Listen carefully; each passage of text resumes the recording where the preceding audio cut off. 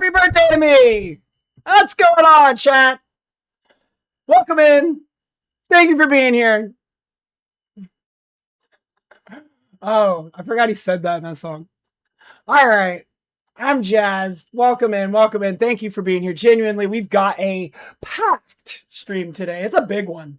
I've got goals up. The second the first sub lands, I'm going to walk you through the whole thing. Until then, just say hi in chat. It's good to see you, Jay. Thank you so much for wishing me happy birthday. Good to see you. We love Twitch's DJs. What's going on, Jules? I'm glad you're here. Please excuse my roots. I am a broke bitch, so we are doing a subathon today. Oh, we've got an ad. I forgot. Run that ad. All right, while we get started, I forgot to run my ad and burn my ad before I started. My bad. But I'm here. We're doing the damn thing. We're live. I'm going to explain everything as soon as the first sub hits. That's the plan. Sub 1, and then I've got a whole thing planned. But first sub triggers the subathon introduction. That's the deal. So if you have a primer, if you have a sub, if you want to see everything kick off, we just need one sub. But until then, we're on a 3-hour stream. That's all this is. The first sub turns this into a subathon. That's how I'm going to do it. But beyond that, how's everybody doing? The crazy ass weekend. I still plan on doing news for people with a job at 4. If we end up going that long, then we're just going to shift into that stream. If we don't end up going that long, stream will end like 1, and then I'll just kind of reset and just do like a short 4 p.m. sub. Or not 4 p.m. sub, 4 p.m. stream. Jules, are you out there? Thank you for the happy birthday. I appreciate it. Jay! That's our first sub. The subathon is kicked off. So let me explain what it is I'm doing here today. We've got sub goals. So that puts us on our first sub of the day. That's our walkthrough. So let me go ahead and shift that down. What do we got going on today? First goal is 5 subs. At 5 subs, we're going to pick a retro game and we will start the playthrough and we'll make that the game we're going to play on stream today. We'll let chat decide. My current situation is my graphics card burned out. So for my birthday, instead of just asking for stuff, we're doing a subathon. And today we are funding a new graphics card for the channel. Yes, I know. So today we're funding something this channel really, really is in need of, a real graphics card, because everything you see right now is being made with no GPU. I'm using an integrated graphics chip that's on the side of my processor. So every clip gets made on a machine with no GPU at all. That is the ceiling on stream quality. I'm actually in 720 as well. I can't actually do 1080 anymore. But if you want to help raise the quality of the stream and you want to help raise the cap, yes, I do have a GPU in mind. Now, the cool thing is I've already won a $1,000 hardware grant from the 1,000 Dreams Fund, which is amazing. 1DF does amazing things for streamers, all femme, women who stream. That pays out in a net 45 timeline. So it's not in my hands yet. But the card that I want to get, the RTX 4080 Super, right now is running about $1,600. So that's out the door, after tax, shipping. So the real gap that I'm trying to fund today is about $600. And that's what today hopefully closes. This is a community buying a tool for the work that we already do together. So I'm not asking for handouts. I'm asking for mutual aid. Now, how the timer works. Let me go ahead and introduce you to the subathon timer. We're going to go ahead and start that off because the first sub kicked off the stream. Now, we are officially on a subathon timer. Now, how the timer works is we started with a 10-hour clock. Every sub, every gift, every bit, every follow, every tip adds time to the stream. We're going to stream until the clock runs out. No hard stop, no midnight cutoff. We're going to ride as long as this thing rides. And as subs climb, stuff unlocks. That's what's on the side here. So the next sub goal, 5, that's where chat's going to choose the game. I'm going to play the game, which is going to be something retro or sort of lower system requirements, because unfortunately that's what I'm limited to at the moment.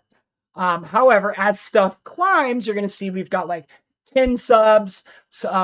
Chat is going to pick a food order. I'm going to order that food. I'll eat it here on stream. At 15 subs, chat is going to pick a research topic. That's any political topic you want. If you want me to do North Korea, if you want me to do the USSR, if you want me to do the current MAGA campaign, whatever y'all want me to do, I will research it live online right now on stream, and I will give you my take.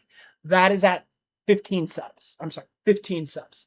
Then at 25 subs, that's where I'm going to let chat pick the next news, people with jobs making a difference.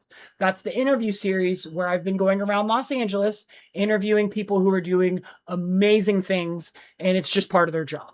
The best example I can show you of that is it's a really cool 20-minute documentary that I just recently dropped. It's on my videos channel, and I'll go ahead and drop that clip now. Let me find, wait, how do I switch my account? Oh yeah, switch account, because it's in my videos, not my clips channel. I've got 2 YouTube channels. If you're not following both, if you're not subscribed to both, you're missing out. So it's on my videos channel, and let me grab that link. Where is it? I'll just go to my content, posted content. And this is really cool. This is kind of an example of what I'm making with that. Where, how do I, give me the link. Okay, there it is. Here is a link that is a great example of what we're doing for people with jobs making a difference. And that's a cool 20-minute documentary. I don't expect you to watch it now. Feel free to save it, watch it later. But I got a chance to interview one of the co-founders of All Power Books. And if you're not familiar with All Power Books, it is billed as a communist bookstore. That's sort of like its identity. But what it functions as is a community organizing hub and mutual aid resource center. People can get groceries there. People can get volunteer medical care there. And they do a lot of political education there as well. I'd love to continue this series. If you want to help me guide who you think I should interview next, that is available to be unlocked. That's going to be at 25 subs. That, as far as I'm concerned, is the real goal today. Judging off of the amount of subs that I normally get, what I can expect to get per month, I'm expecting that my monthly goal to my ceiling to be like the goal of the subathon. I think realistically that's going to be about 25 subs. However, if we continue past that, I've set up stretch goals. And the stretch goals go from the job series pick to a retro marathon. And that means we're going to get to pick a series, usually like a game that has multiple titles, let's say like Fallout, where I would play Fallout 1, Fallout 2, Fallout 3, and that will become our gaming series. And at 50, chat gets to pick what that series is for the retro marathon. Then we get really crazy, because after that stretch goal is the 100 subs stretch goal. Now, chat unlocked a community award.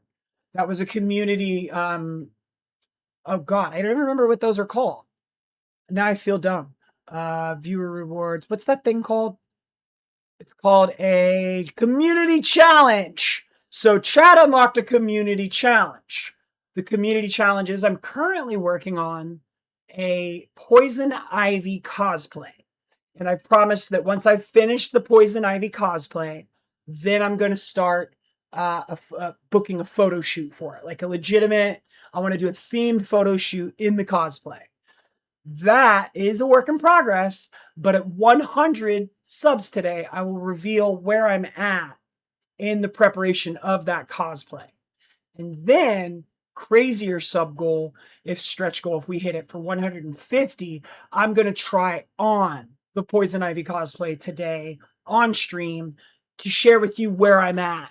I don't have the whole thing. I don't even have the wig yet, but I'll put on what I have. So it'll be like a blonde Poison Ivy for the day. And then I'll just stream in the costume if we get to that stretch goal. Beyond that, guild raid is chosen. I'll have chat choose a member of the Twitch Women's Guild or Pride Guild, one of the two guilds that I'm currently a member of. And we will raid out at the end of the timer to that guild member. Last thing, check this out. If we do hit what I am calling the moonshot goals start at 150. At 150, we will have raised enough for me to go ahead and order the graphics card. And at that point, I will no longer be limited to retro games or lower 3D games. It'll be more modern games, regular games, or I guess all games are regular games, but like games that have higher system requirements. That happens at 250. Then chat gets to pick any game for stream. That's going to be our new game that we stream. I will stream that until I finish it. I usually stream the entire game from beginning until end as a series. And that locks in at 250. Last but not least, final moonshot. Do not think we're getting anywhere near this number. 300. Chat gets to pick what we're doing. Am I sleeping on stream? Am I going to do a IRL stream? Am I going to go try to take a longboard down, I don't know, the boardwalk or something? I'll let chat just pick. Am I going to cook something on stream? Maybe I just pie myself in the face. I did that a couple subathons ago. But that is the subathon. That's what we've got planned out for today. So honestly, the goals are just kind of the shape of the day. The actual point is just to hang out with the community. This is not a telethon. I'm not going to guilt anybody. Comrades, you get days off too. I just happen to be picking today to not take mine. So settle in. We've got some retro games. We've got some housing and politics stuff coming up. Probably some chaos if I'm going to remain being the chaotic, good individual that I am. But I'm glad you're here, genuinely. Want to also draft any kind of like, I don't know, organizing campaign. If you want my help on something you're working on, I'm making myself available to you. I have intentionally shortened my streams this year. And I did it because of the feedback I was getting from coaches, mentors. And so this is me breaking that rule. Like, I've been really good about preparing streams, having some like general talking points scripted. I didn't do that today. This is the first time in a while that I'm just going live. The plan is to just hang out and vibe. So welcome. We are on 1 sub. So the next goal is 5. So that just means 4 more subs to hit that tier. So the goals are cumulative, just to be clear. The timer runs the entire stream, and I shouldn't have to do anything to it. It should just run itself. So hopefully that's true. If something goes wrong, though, I do have the ability to fix it. I can kind of edit it as we go. While I'm here, I guess I'll go ahead and I want to throw that interview on a timer because I haven't done that yet. I've been putting that off. But yeah, that is the subathon that we have today. Everything's locked in. I spent a good amount of time setting this up. Hopefully, we hit some tears so we can do some fun things today.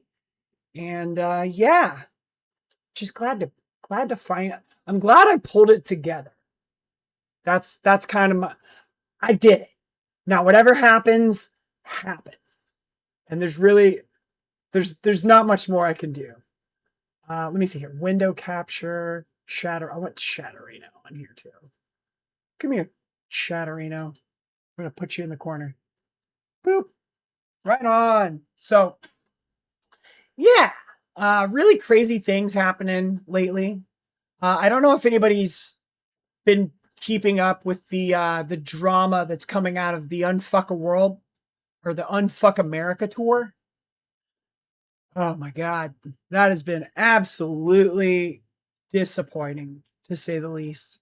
Um, I had an experience of going on a Jubilee project recently, within like the last month or so. I got a chance to meet some organizers, debate content creators. Previously, a type of content I was avoiding. I legitimately was avoiding um, doing any kind of debate streams. I looked at it as cringe, as unhelpful, and a waste of time. I am review. I've completely First off, I took that back. I've reworked my view on debate streams. There are movable people on the right. They're people mostly just moderate liberals in America that have fallen for the rhetoric of the right. And you can debate them into common sense. It does exist. I know it's crazy to think we're kind of taught that the other side is unredeemable and that Trumpers and conservatives can't be reasoned with. My last 5 TikTok live streams, or I'm sorry, the clock app streams. I hope I don't upset this platform. I'm so sorry. I'm supposed to, for terms and services, say the clock app. The clock app streams I've been doing prove that that's completely not true. And you can actually reason with moderate individuals. Now, the far right are gone. You're not going to convince them. But up to the point to where they're an actual fascist, it might be worth sitting down, hashing it out with them, and at least the people who are watching can learn and start to un uh, propagandize themselves. And that's something that is legitimate and we can be doing, is publicly criticizing these thoughts, these ideas. I'm not saying we're going to win the fascists over. Most Trump voters are gone, but occasionally you find somebody that's not completely gone.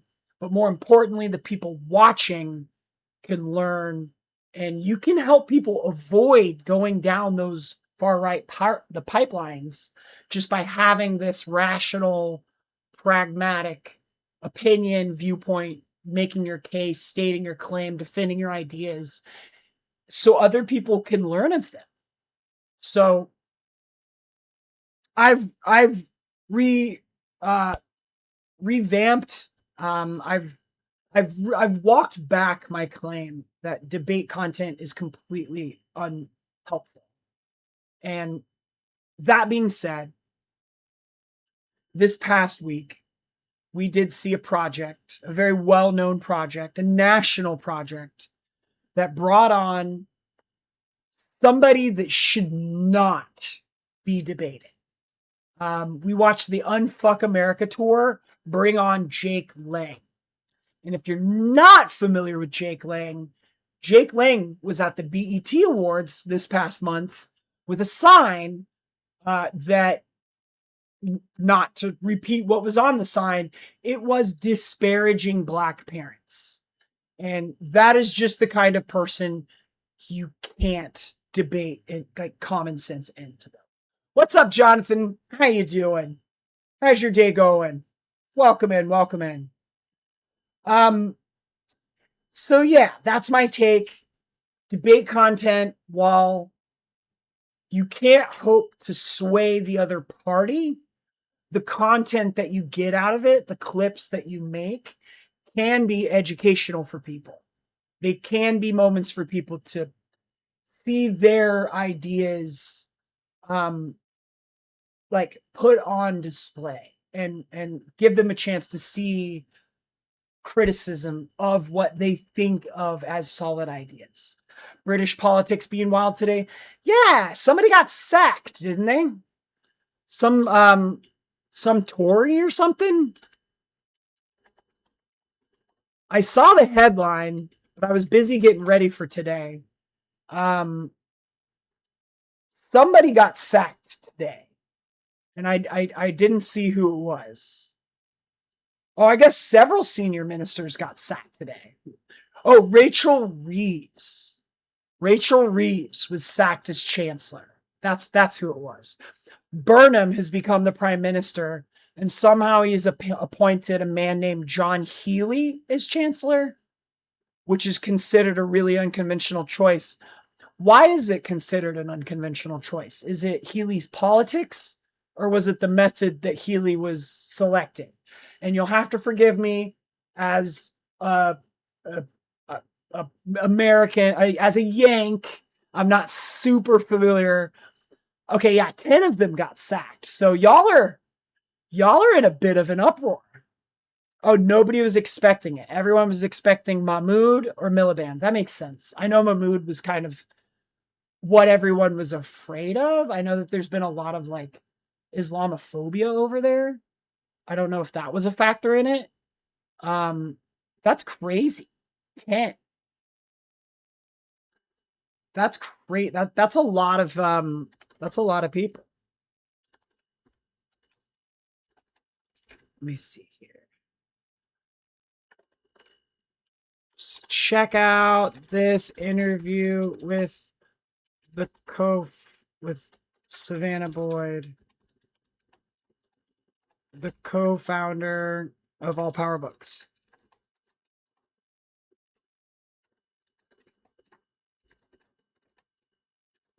The newest edition of People with Jobs Making a Difference. All right. So I was just setting up this timer. How many minutes? 30 minutes? Let's call that like an hour. I don't want that one to go off like all the time, but I do want it to go off kind of regularly. John Healey is an interesting pick, though. Okay, so some people were afraid because she's been quite hawkish when it came to immigration. Ooh, that's scary. He was a defense secretary, so he's going to increase defense spending. Oh, that's wild. Okay, that's wild. So that's a bit of a shift to the right, then, I guess. So hold on. So Burnham is let me see here. If he's the prime minister and he's Labor Party, then is he just trying to like reach across the aisle and just kind of get support from like the right side, like Labor, or not Labor, but gosh, what are the UK parties again? Gosh, this is I'm gonna learn today. Okay, so yeah, they have the Conservative Party. So is he just trying to get some backing from the Conservative Party by going with somebody that's a little more moderate? Do you think that's sort of his play? Because that's the only thing that makes sense to me. I know the Labor Party's been completely under fire. They've been, I mean, the Islamophobia, and not really. He's trying to unite all wings of the Labor Party. Okay, and see, I don't know a lot about the Labor Party, but I've always kind of thought of them as more left leaning than it appears they're actually uh like working like policy wise, appointment wise. I just thought of them as further left. So I guess that being said, um how is that going to affect like the Green Party? Is that going to piss off maybe, I don't know, the Plaid Cymru, the more left leaning? They're supposed to be center left. Yeah, see, like they're supposed to be center left, which makes, if he's going to appoint somebody that's going to increase defense spending, that certainly sounds like he's being a lot more moderate and appealing to the more moderate wing of his camp. I definitely don't think it's not an appeal to the left, that's for sure.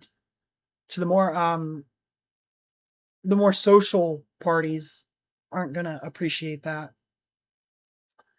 Well,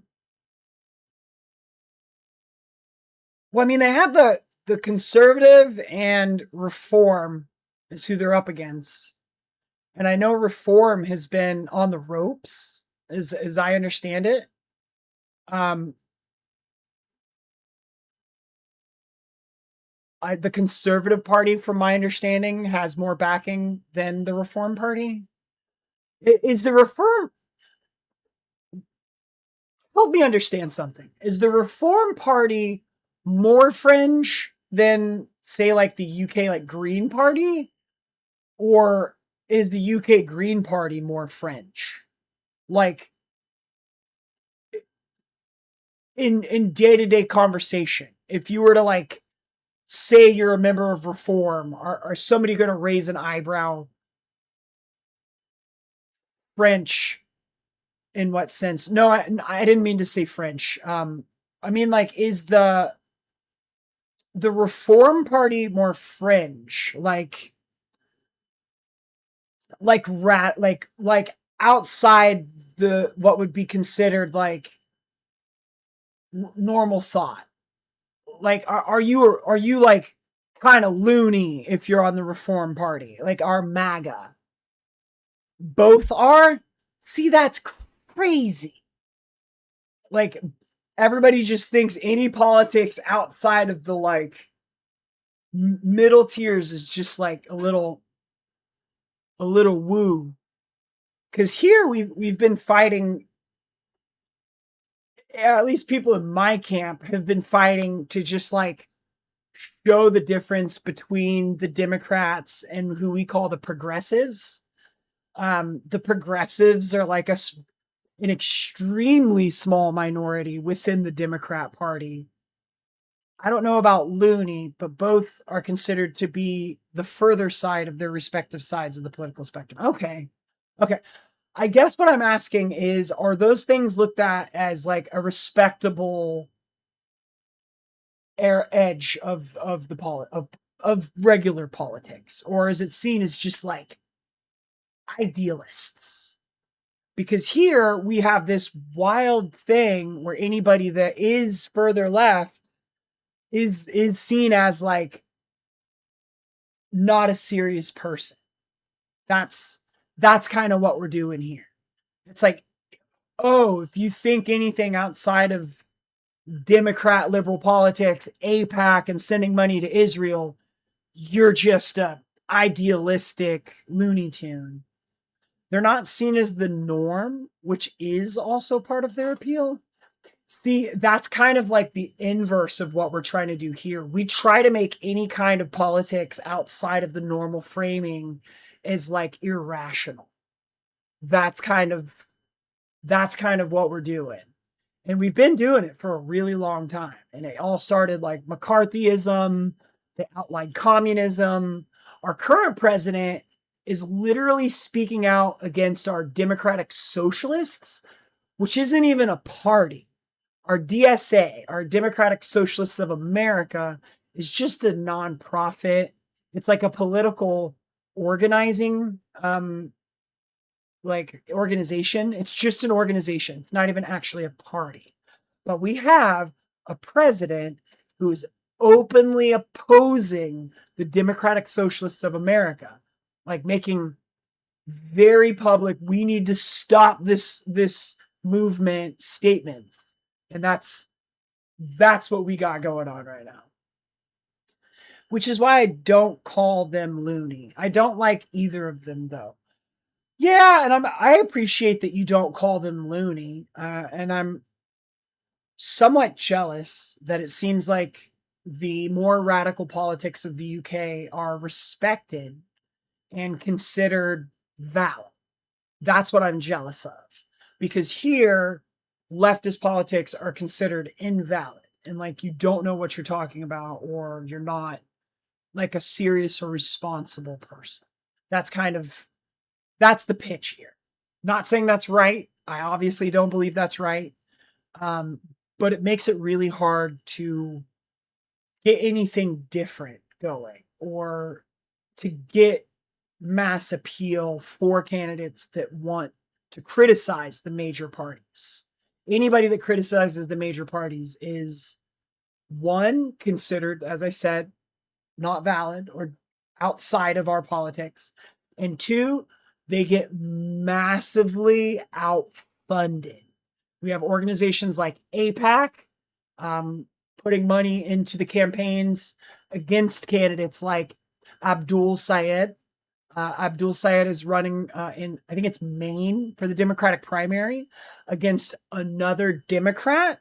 And APAC has put like, last I heard, it was like $40 million into his campaign just so he can beat the other politician who's a regular establishment Democrat.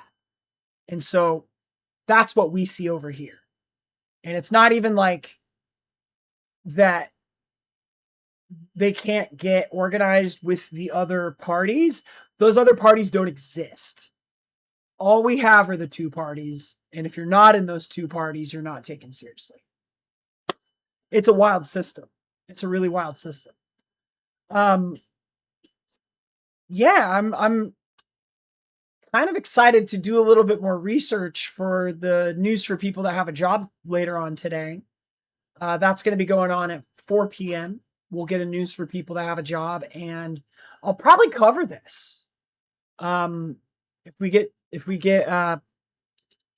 some more subs going, and we get like a game stream going.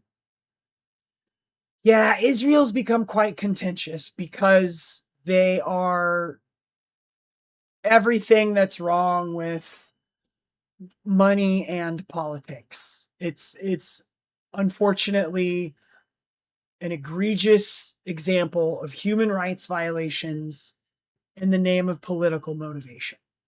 It's sickening. It's literally become the symbol of the things that are wrong with the world, and that we can't stop injustice the way that we thought we could. Yeah, what they're doing isn't nice to say the least, and it's genocide to say the most. And it's really, really, really hard not to see it any other way at this point.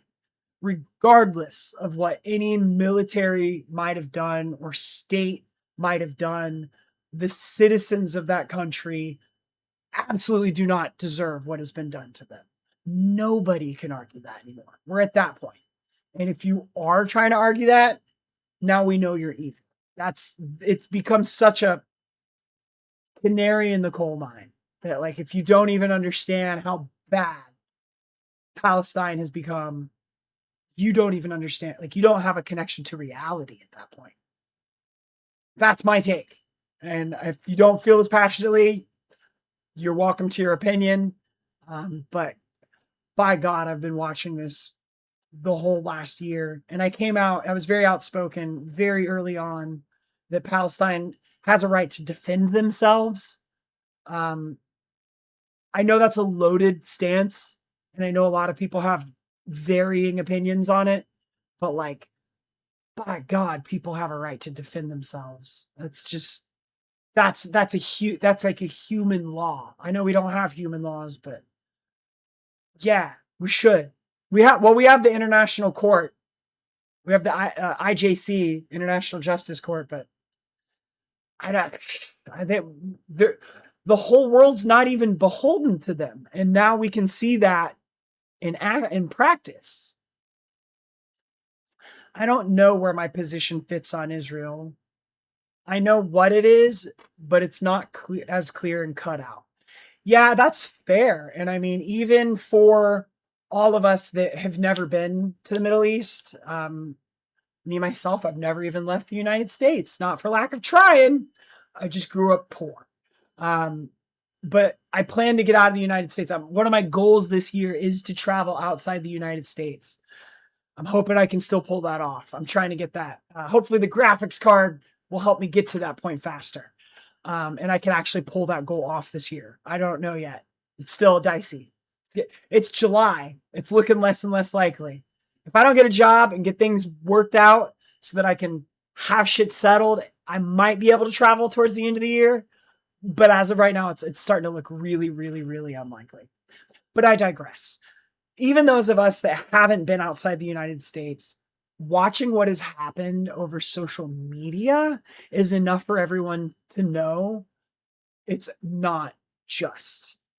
That should be enough for the whole world to try to do better. Just knowing it's not just. It's just not just. We may not know the complexities, we may not know the intricacies and the ins and outs of what's going on over there, but we know it's not just. That is the bottom line for me. I'm not really a contrarian, but I don't necessarily completely agree clearly with any particular group of thought here. Here, like in the UK, or you mean like in the Middle East or the Western Hemisphere? What do you mean by here? Yeah, people can have opinions without reading every book about it. I think so. I think so.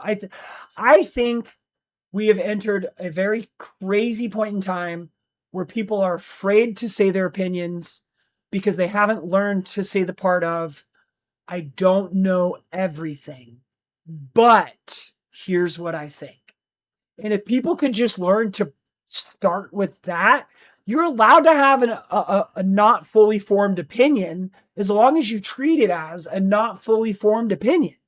That's fine. Too many people are running around with not fully formed opinions, acting like they have a fully formed opinion. And that's the thing. If you take your not fully formed opinion and rub it up against someone else's not fully formed opinion, both of you will have a slightly more formed opinion. And it's good for us to go and oh, I set that timer too soon. That's way too soon. My bad, chat. My bad. Let me fix that timer.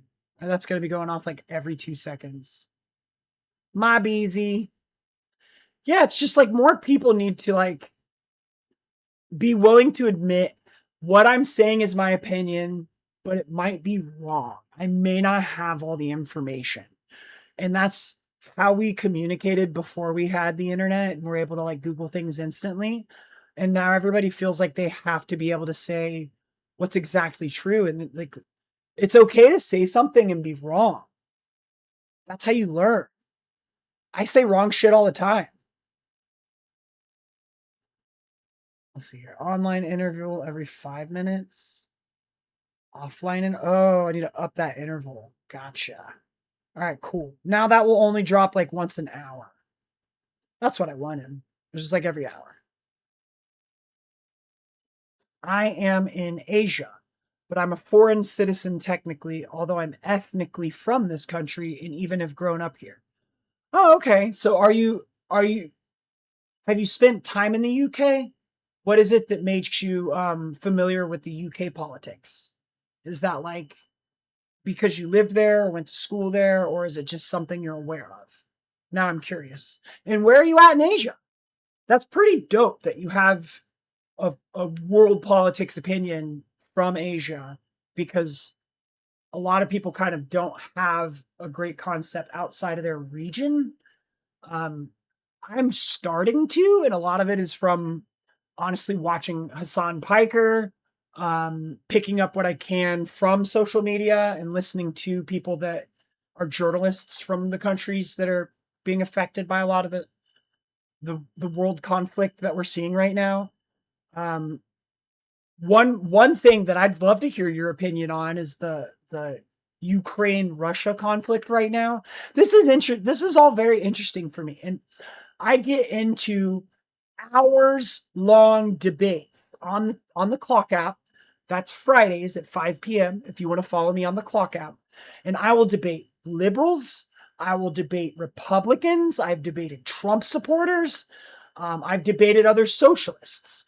I've debated libertarians. I've debated big L liberals that I would say he was an American, but I considered him more of the world liberal ideology. And I've debated American liberals, which are known little L liberals are much more like they're neoliberals, they're Democrats, they're center left, like Democrats.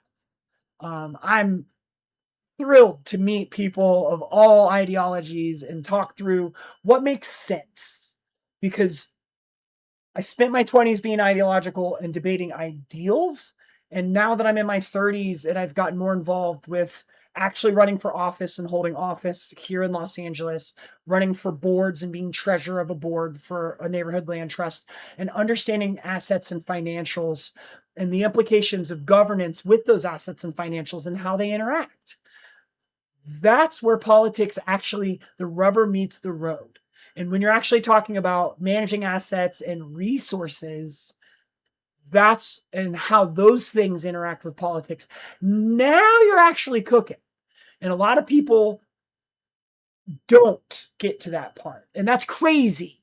And as a socialist, that's where the actual work is. I want to talk about economic mechanisms. I want to talk about tariffs. I want to talk about trade policy. I want to talk about immigration. I want to talk about the different socioeconomic levels and how that interacts with crime and what it means when you take away the different safety nets and how that affects society. Because the view of safety nets as handouts in America is extremely prevalent and it's a problem. Yeah, Clock app, that's the one that's like owned by a country, by China, or was owned by China. And our government kind of went crazy to purchase parts of it and moderate it. It's a pretty well-known app. I'm not supposed to say the name of it. I've already said it once on this stream and I'm not going to do it again. But yeah, the Clock app. If you want to find out more about the other platforms that I'm on, you can find out everything at jamiedelphine.com. So let me go ahead and pin that. Find all my content at... Oh, it's banned? Yeah, that's possible. I do post clips though, on the Red app. So feel free to check out all my content on all of the platforms. Everything is, you can find everything I do. It's at jamiedelphine.com. The one thing I will say though is that the clips aren't usually the full context. Clips in short form are usually like 30 seconds. And these debates are usually 3 or 4 hours. If you want to see the full recordings, I actually am putting those up. I started migrating those over to my YouTube. So there are full recordings of the debate Fridays. You won't be able to watch them live if you can't access the Clock app from your country. But I can point you in the direction of the recordings from those. I'll show you the one that I did most recently that was really interesting. It was with a United States farmer who did see social safety nets as necessary because he's a farmer and he understands the mechanisms between like food stamps as a subsidy for American farmers. And so that was a really interesting debate. And that link is right here. He was, for whatever reason, he was a Trump supporter and had voted for Trump and was like was not happy with the way things were going and was really kind of like surprised things have gotten this bad. So that was really interesting. Then there was before that, there was a Trump supporter who, while he said he would vote for him again, which was a wild claim, he also paired that with the statement that he was ready for everything to be over. So I don't know. I don't know that there is a coherence for American conservative politics, but I do know that they will admit when things aren't working, like when things are going bad and things have been disrupted. A big major thing for them right now is the war in Iran. A lot of Americans are really unhappy about the war in Iran and the fact that we are, intervening. That's not something that's popular on either political party that we have in the United States. Oh yeah, and now I'm going to read your messages. Because I'm a British citizen. Oh, okay, sick. Um, I study in British education. That makes a lot of sense. See, I figured from the discussion that we're having, I was like, you probably went to school in the UK. That was my guess. Sorry, I'm kind of trying to do my hair in the camera while I'm streaming. Um, got crazy hair because I can't afford to get my roots dyed, and I'm not happy with it.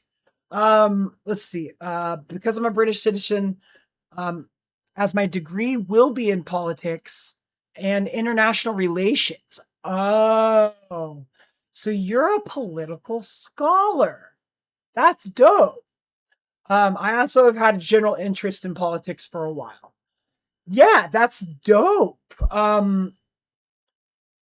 What do you plan to do with that degree? Do you do any journalism? Is there anywhere I could see maybe do you write any writings on your political takes? Another thing I could point you to is I do have a Substack. If you're interested in learning more about American politics, you can find my Substack on jamiedelphine.substack.com. I'll put that link here too if you want to follow.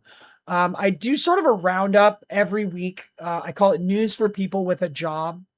It's really just focused on the US politics. So if it's not your interest, I totally understand. But if you want to check out my Substack, I do have a weekly Substack that's going out. We start Mondays with Monday Stream, which is news for people that have a job. News for people that have a job is at 4 p.m. today. It's every Monday. And then every Tuesday, I shoot out just a text version of that, sort of a wrap up or a roundup of the stories that I covered on Monday. And I try to get that out on Tuesday. There's not like a scheduled time. I just shoot it out when it's done. I mean, yeah, not really a scholar as I haven't obtained my degree yet or actually even begun yet. But yeah, that's not true. Scholar does not mean you have a degree. Scholar means you're learned on it and you write on it. When you're a scholar is when you're willing to write your idea down and have others critique that idea. In the process of enrollment, though, that's dope. So you're a scholar working on your degree. I push back on your definition. You're not a scholar. I really like that. That's dope. I did not get my degree in politics. I got my degree in business, which is not that far away, in my opinion. If you understand the mechanics of business, the mechanics of politics are the application of the mechanics of business for governance. So if you understand one, you have the tools to understand the other. You don't understand the other by default. If you go for politics, you understand business. You understand the mechanics of business from a place of government.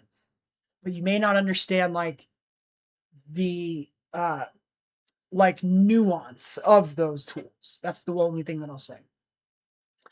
I have a Substack article written, but I have it in my name. So I don't know how to send it without leaking my name. Is your name Jonathan Swift? Is it the same as your Instagram, as your Twitch name? Not to dox you, but that is your public username. Um, uh, if you don't want to share it, that's fine. If you want to share it in private, feel free to shoot it to me on Discord. If you want to post it in the Discord, you could try to DM me. I think my DMs are set so that they're closed, but if you want to post in the Discord, feel free. If you don't want your Substack, if you don't want your name to be public, go ahead and change your Substack name. Come up with a pin name, and I encourage you to start writing. Get your ideas out there. Let other people like critique them. Get some feedback. Go into other people's comments and critique their ideas.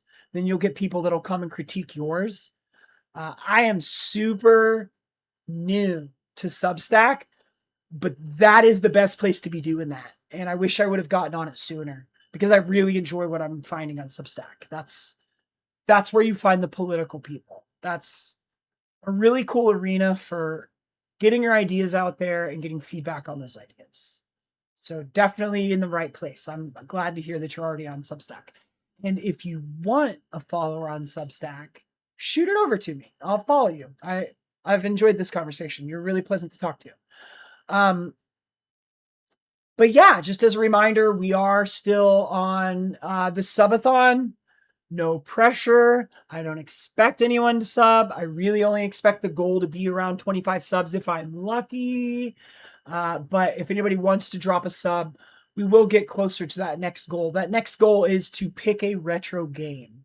And that is 4 subs away. We've got 4. But yeah, it's been pretty sick chatting with you. This is really cool. I'm glad that you found the channel.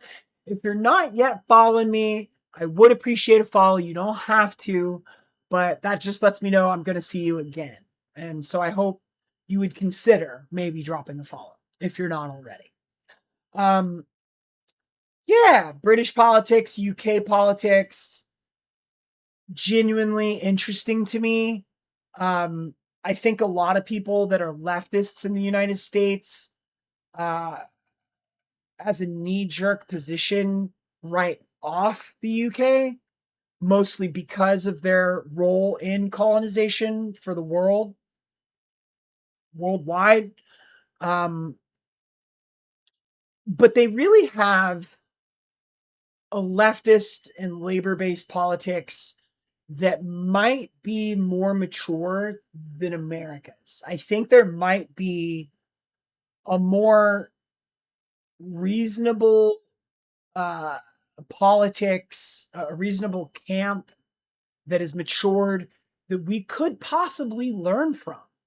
And I'm not going to say that they're perfect because obviously they're not, but I would say that the labor working class based politics of the United Kingdom are more established at this point than the United States working class politics, which is crazy considering that labor here in the United States is the reason why we have, a 5-day work week and overtime and childhood labor laws. And we had an era where labor politics and socialism in the United States was real and was something to be reckoned with. And that just unfortunately is not the case anymore, especially after the period of McCarthyism. We are now an anti-communist country that it's ingrained even in like the left camp of Democrats to be anti-socialist, to be anti-communist. So to the point that we look at social programs as handouts. That's unfortunately what we're doing here. And it is possibly shifting. Things may have gotten so bad that our president is openly speaking out against the Democratic Socialists of America, who are arguably not that radical, really not communist. They have some communist camps, or what they call caucuses, but those are not the majority of the organization. And the socialism of DSA is a lot more beholden to the Nordic models and things like that, a much more like incrementalism. That's what DSA is pitching, is incrementalism. So for our president to come out so fervently against DSA, I am expecting a Streisand effect. I am expecting their membership to explode. I'm expecting the concept of socialism to become more commonplace. And then that leads us to the next step, which is educating people on socialism and what it actually is, as opposed to this American, not even a generalization, it is a mischaracterization that we have of socialism in the United States. And it's going to be interesting. It's going to be really interesting. In the next 5 years, we're going to see the American opinion of socialism change. And it's going to become either considered, if things go bad, like a fringe radical ideology that will be outlawed, which is what is being attempted right now, or it's going to become more commonplace.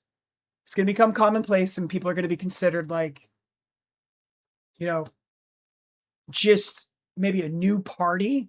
That's what I'm hoping. I'm hoping that we start to see people come together and we see a critical mass enough to like form some type of third worker, labor, working families, one of those projects become a party. I think that's going to happen in the next 5 years, but we will see. We will see. I am still running a subathon for those of you that are just coming in, that are new. We have one sub on the board. One. You know what? Let me write down what some more of these rules from the subathon are. Maybe that'll help people kind of understand what we're doing here, because I feel like I announced it on the Discord. So this is kind of going to be this will be our activity board or whatever. Subathon.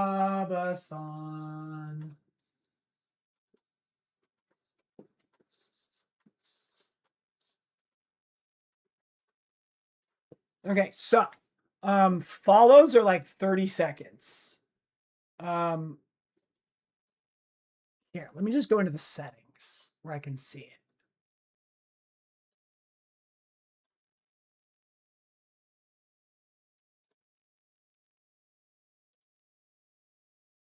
Okay, tier follow. Okay, I'll just start with follow.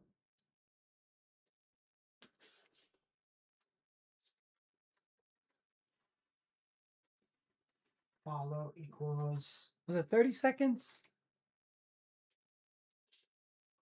Follows are 30 seconds.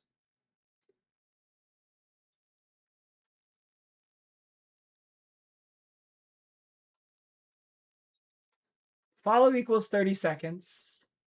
And then raids are 30. Can you, okay, yeah, raids. I guess I'll do raids last. Okay. And then bits. I think bits are going to be, okay, bits.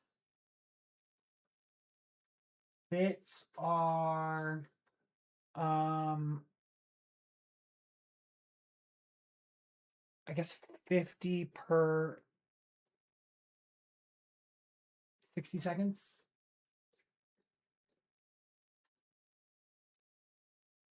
50 equals 60 seconds.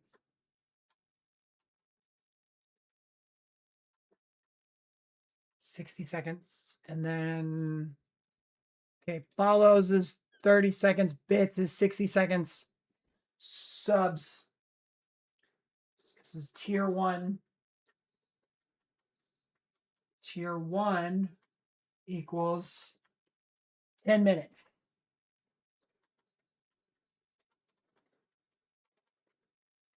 And then tier two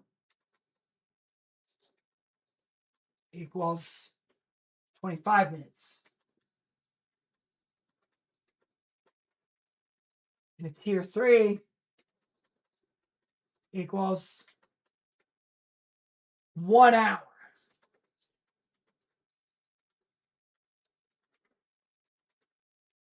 That's where we're at.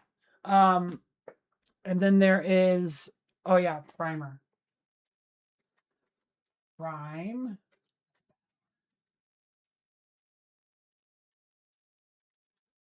Prime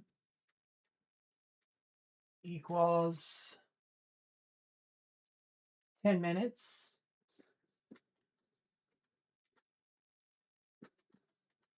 And then um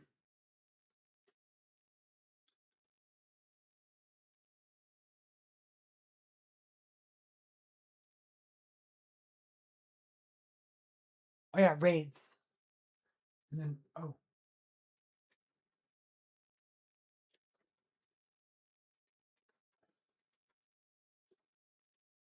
I think it's 1 second per viewer.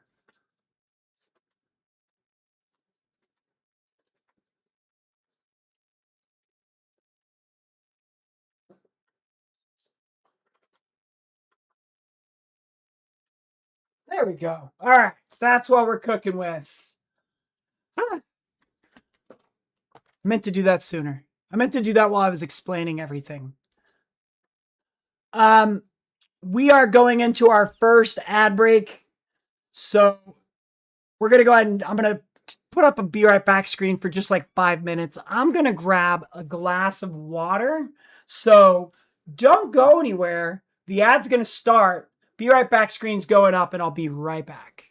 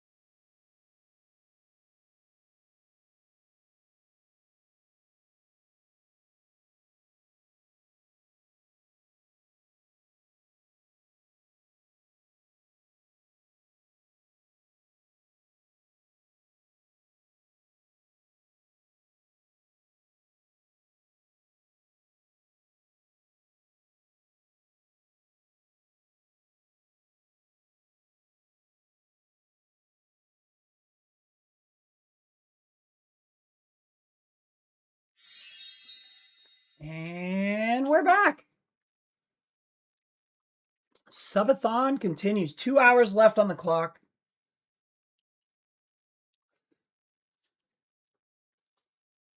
Yay! So we are back, and I still have no plans. We'll start gaming in 4 more subs. But until then, I'm just chilling, hanging out with y'all. How are y'all doing today? What is What is even going on in the world? I mean, I woke up to like British politics headlines.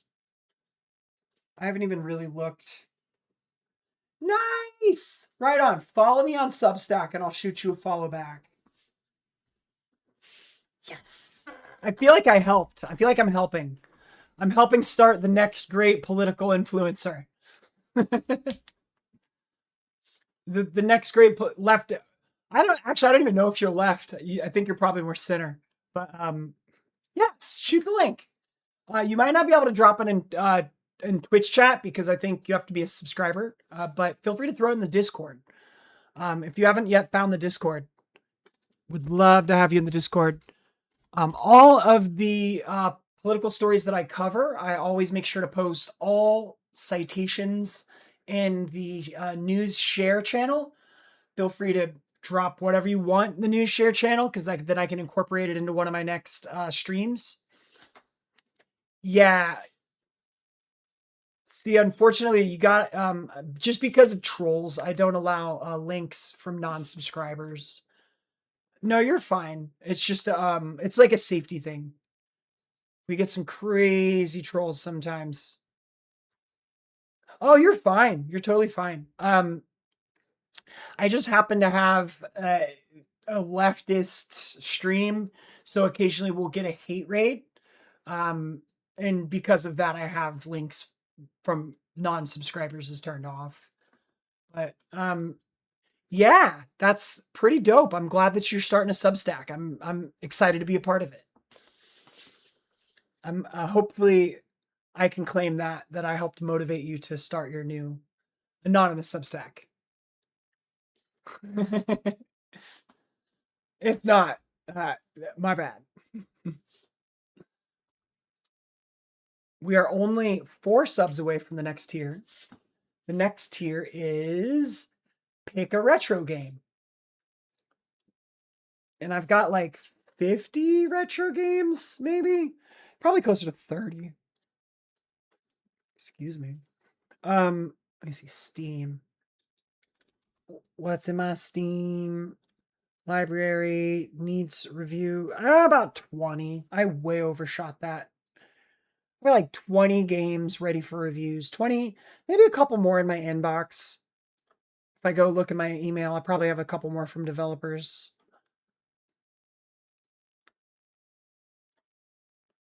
There, I see your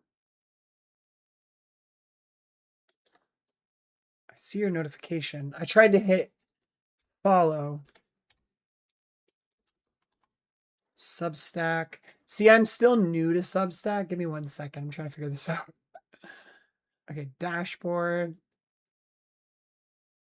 Notifications. Yeah, there we go. Subscribed. And then you can pledge. I'm a little too broke for that right now. Yeah, it's been really cool getting a Substack going. And from my experience, the Substack community is really supportive.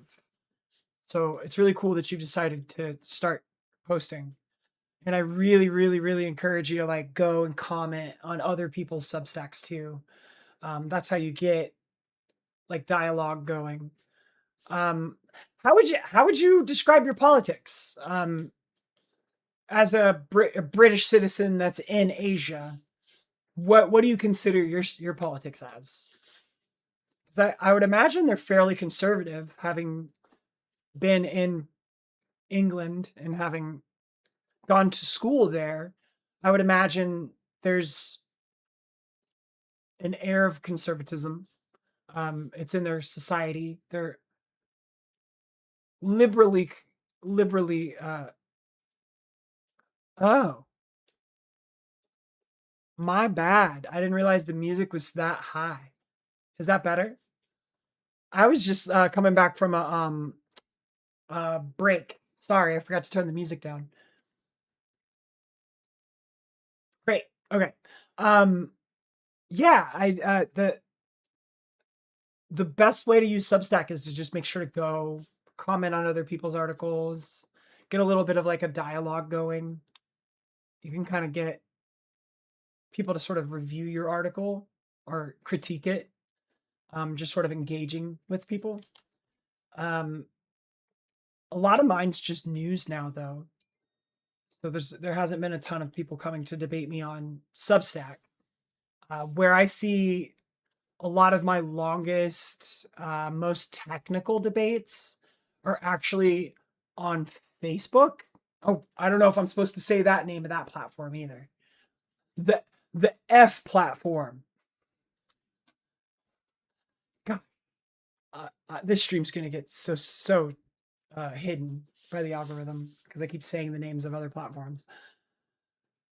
Sorry. Could the powers at the purple app please forgive me? Ooh, it's getting kind of hot. Um, so yeah, I'm trying to just get more into the like nuanced discussions of politics. That's where I'm at. And I keep finding platforms to get into extremely nuanced discussions with folks I'm supposed to not be able to agree with anything on. And yet I keep having these hours long discussions where they're agreeing with a lot of what I'm saying. They just don't like some of the terms. And it's been really enlightening for me that a lot of what we're dealing with here in America is just misinformation. And I feel like the more that we talk to each other, the more that we're able to kind of see common ground. So I consider myself a socialist. I think the liberals of America are starting to come to the realization that liberalism is in the camp of conservatism and that there's not really a divide. It's more of an enabling mechanism that enables what we like to refer to as the ratchet effect.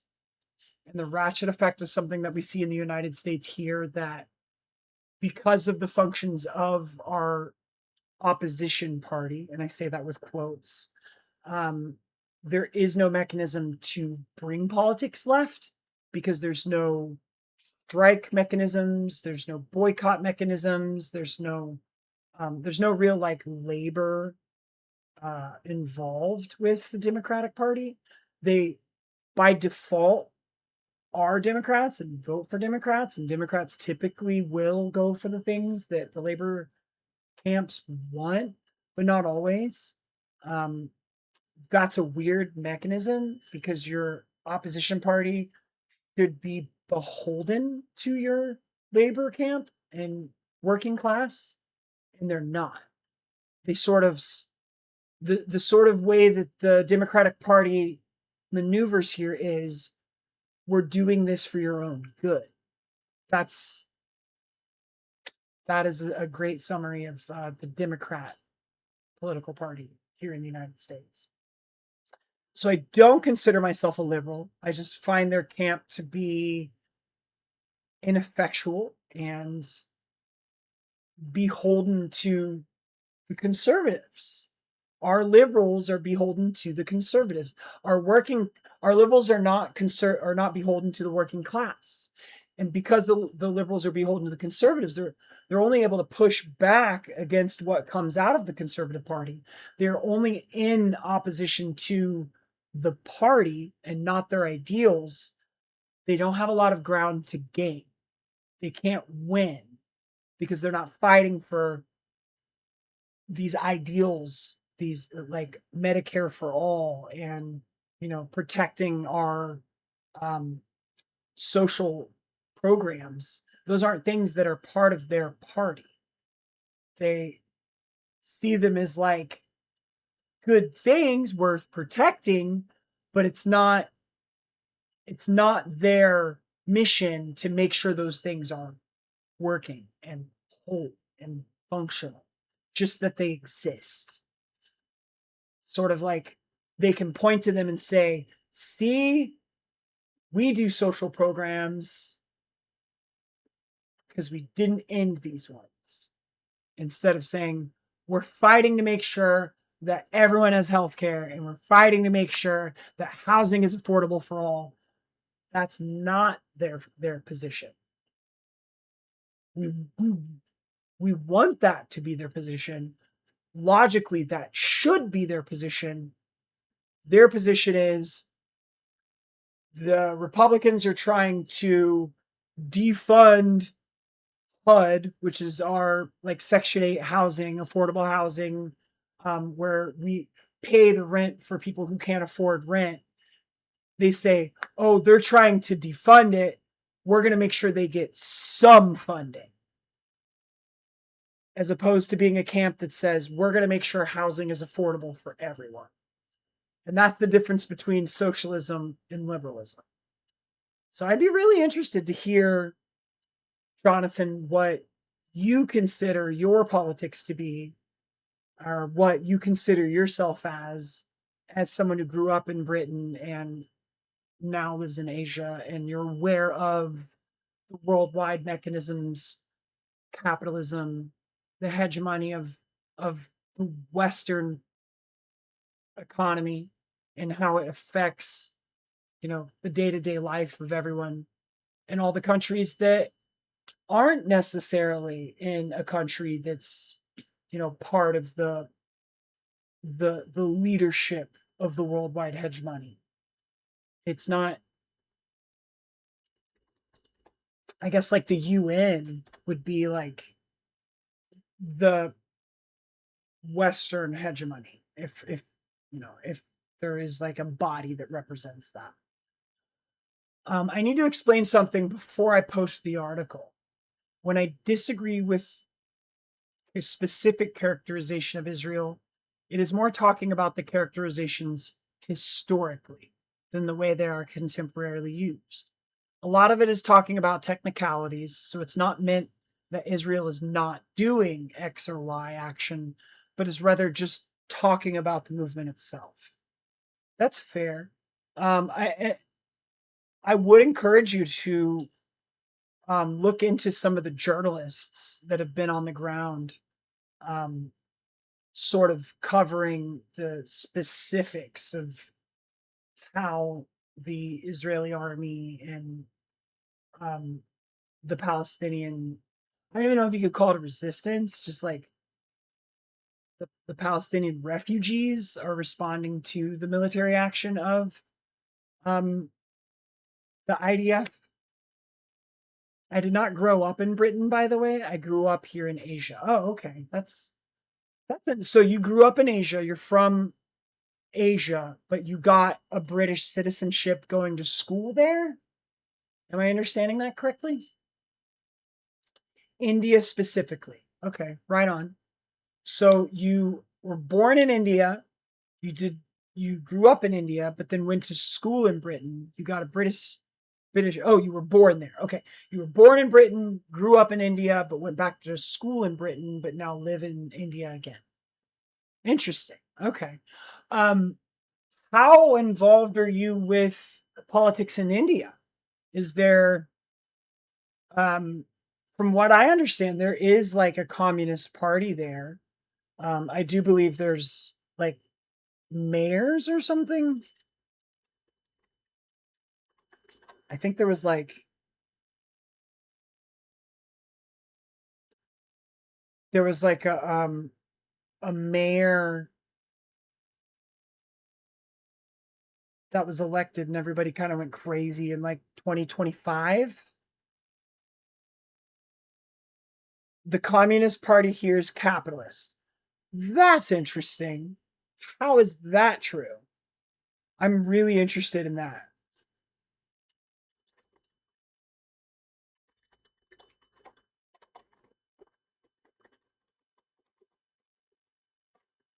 That's an interesting claim. Um,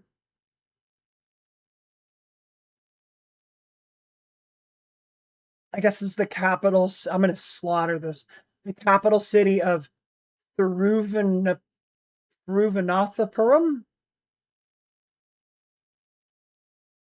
The first thing they did after coming to power was inviting a prominent businessman to open factories in their state.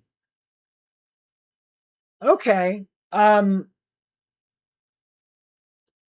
I will be the first to say that's not inherently capitalist.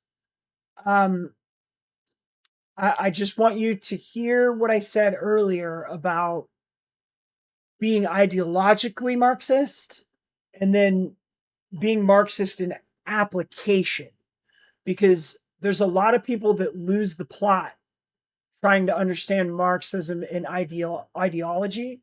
But then when it comes to application, they think that just means like no business, because capitalism and commerce are not the same thing. And you do still need commerce even in a communist society. And by inviting a business owner into your territory, you now have more jobs for the working class.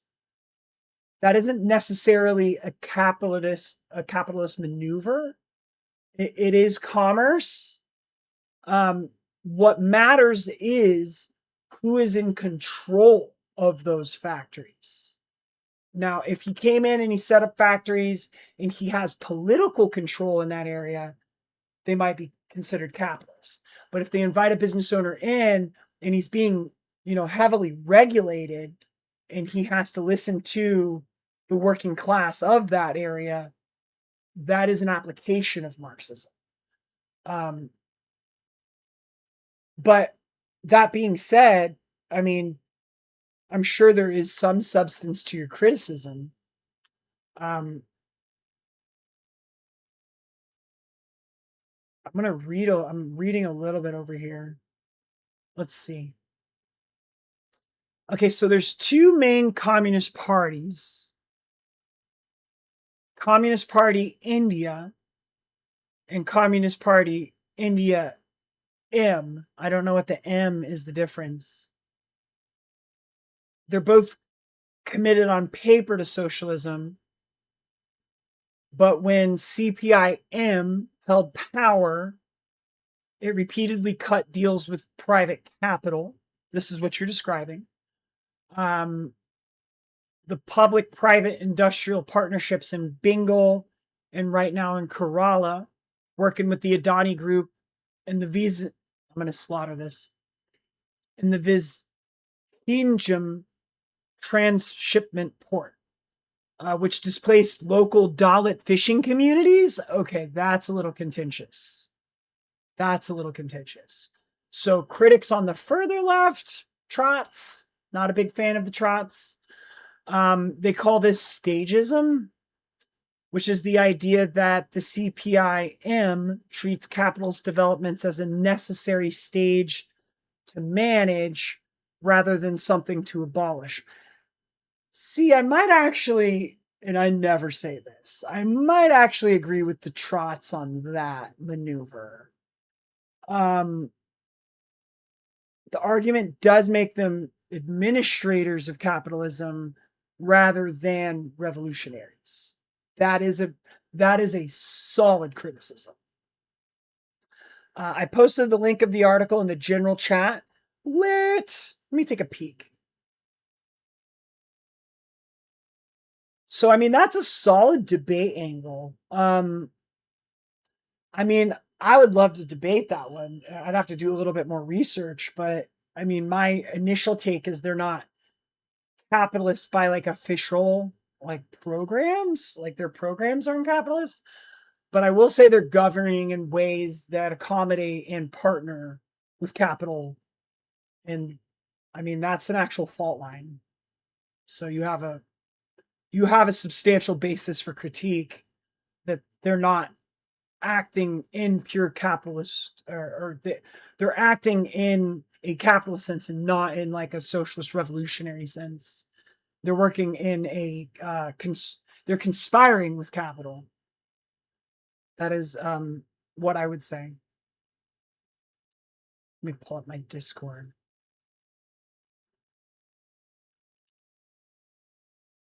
Let's see here. All right. The Israeli Palestinian conflict and why the two-state solution remains the only effective path forward. Well, how long is this? Do I have time to read this? I might not read this on chat because it is pretty beefy, but I am going to heart it. I will definitely check this out later. I'll tell you what, if you want, if we hit the if we do hit the research take, if we hit 15 subs, I'll break down your article live on stream today. Maybe we can vote that in as the 15 research take, the 15 subs of the subathon. As a reminder, we are live. We're doing a subathon. The timer is live, and we are counting down to the end of the stream. However, any type of subs, follows, any type of interaction with the stream, any type of support with the stream helps keep the stream going longer. Even a follow is 30 seconds. Bits are 50 bits per 60 seconds. So if you have any bits, if you have a primes will extend the sub for another 10 minutes. And that also helps us go up our subathon sub goals tracker that we see going on here, which we are about 2 hours away from the end of the stream. Let me see. Yeah, that would take me a minute to sit and read this. But yeah, perhaps this will be what we go over if we do get to the 15 sub goal. What do you think about that? Maybe I'll I'll research your article and give you my take on your take. Would you want to watch that live? I don't know if I would. I'd be rather nervous to watch someone take my article and break it down live, but could be interesting. Could be interesting to see it after. I wouldn't watch it live personally. I don't take criticism that great. I'll be honest. I'm transparent about that. I'm getting better about it, but I like last year. I honestly was so bad at even taking any the smallest criticisms. Just being honest. I am really excited that it appears I got a couple of new followers on the Substack though. That's pretty sick. Now I will say that I don't have a great I don't know anything about like Indian politics. Very vague understanding of the parties. I'm not really sensitive to criticism on the article itself per se. You're better than me. So if I want to give a preliminary opinion on my sure, yeah. I'd have to read it. That would take me a few minutes to read it, and I don't mind reading it on stream. I'm hoping to stick to my format here. I'm hoping to get some more subs.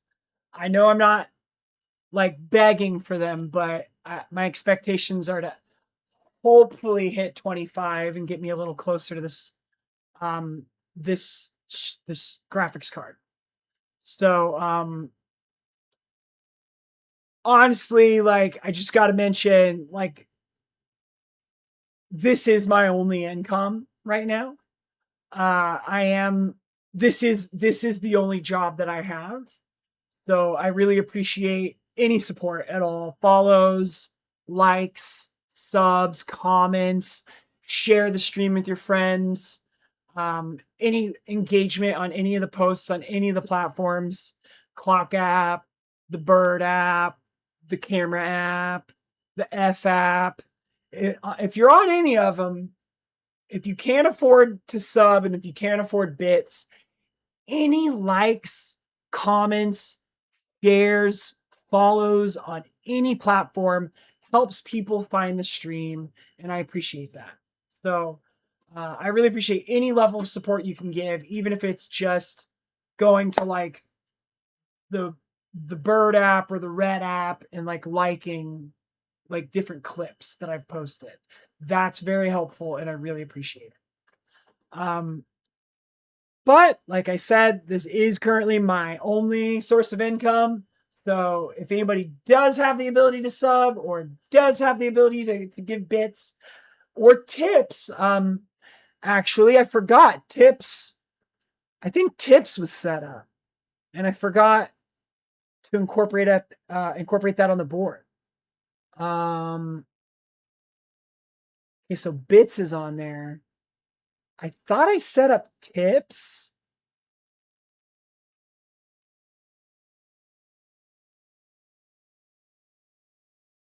Oh, it is. It's tips. Tips is 30 seconds per $1.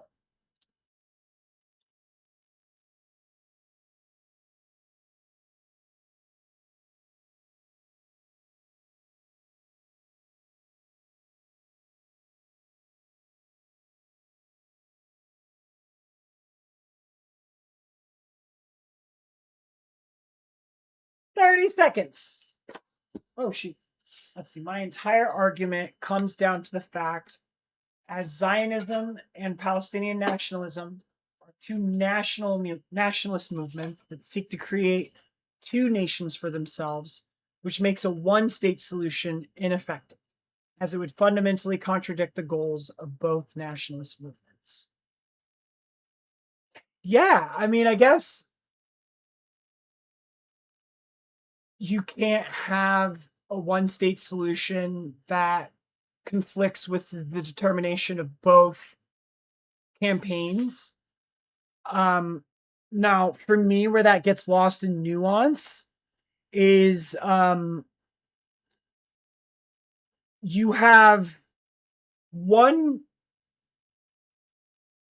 one state that has effectively made it their policy to enact this two-state solution, and we see how that's going. And so the big pushback, where my first big pushback would come from, would just be like, I hear you, and I know that that makes sense on paper, but we unfortunately have this like case right now, this current example of what that looks like. Hey, what's going on, Concreto? Happy birthday to me. Thank you so much. Welcome in. Welcome in. Yes, we are currently in the middle of a subathon.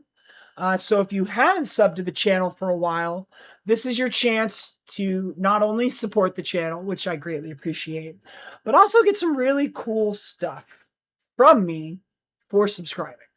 Right now, you can kind of see this is the subathon format that we have going on.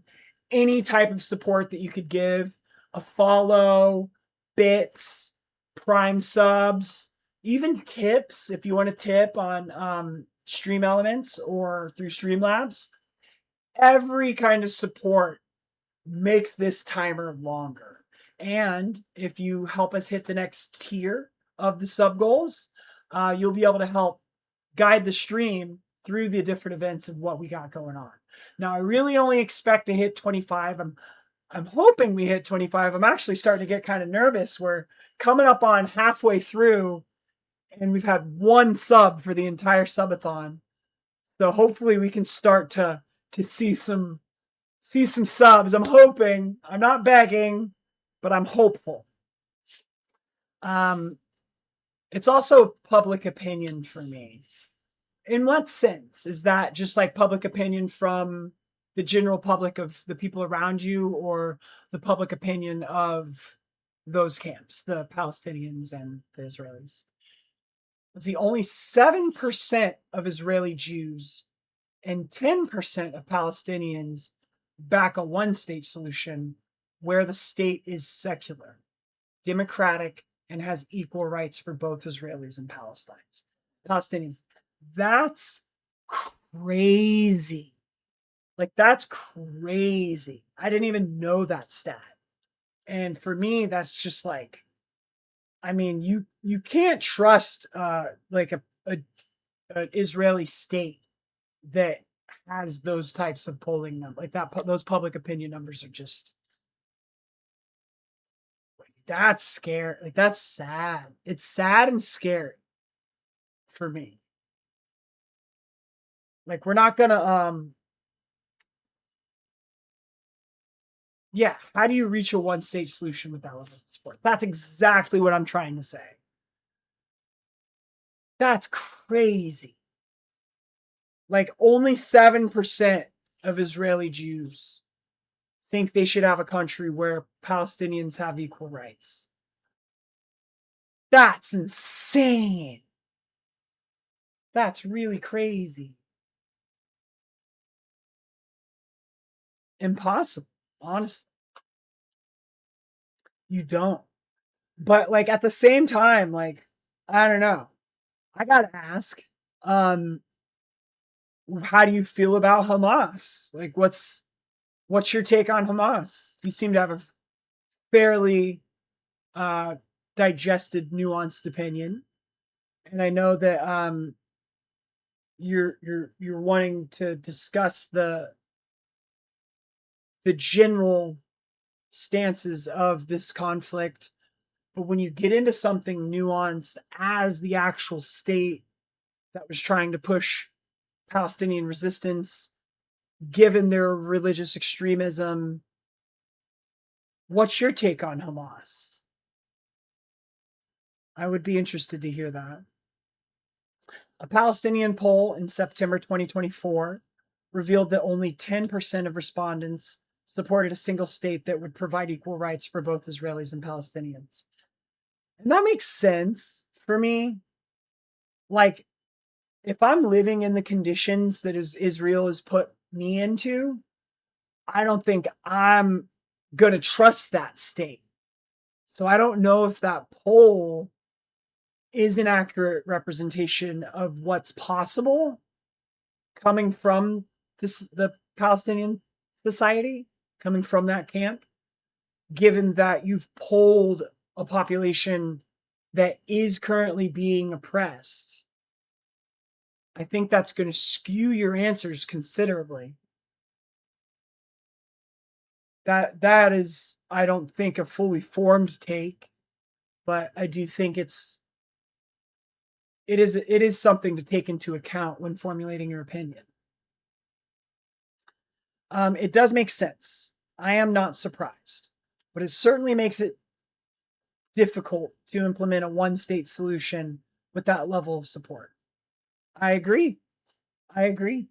How do you feel about Hamas and the formation of a radical military group that has those extremist religious ideals? What is your opinion of that group? How do you feel about the actions and military response that they've made? Personally, personally, I find a lot of it like makes sense. Like that's the term I'll use. I won't say justified because like terrorism and the killing of innocent people I don't think should ever be justified. But for me a lot of what we see that has happened after, like 80 years of oppression, like seeing a radicalized military come out of that makes sense to me. And I'd love to hear your opinions on them. I mean, I'm not saying I want you to excuse them or condemn them. Do you have any opinions? Because I can't imagine being oppressed for 80 years and not becoming some kind of guerrilla military force. That's as far as I'm willing to take on the amount of research. That's as far as I'm willing to take my take on the amount of research that I've done. Um, we just continue to see that Hamas was like the people willing to fight, and that religious extremism came out of the level of oppression that they were facing.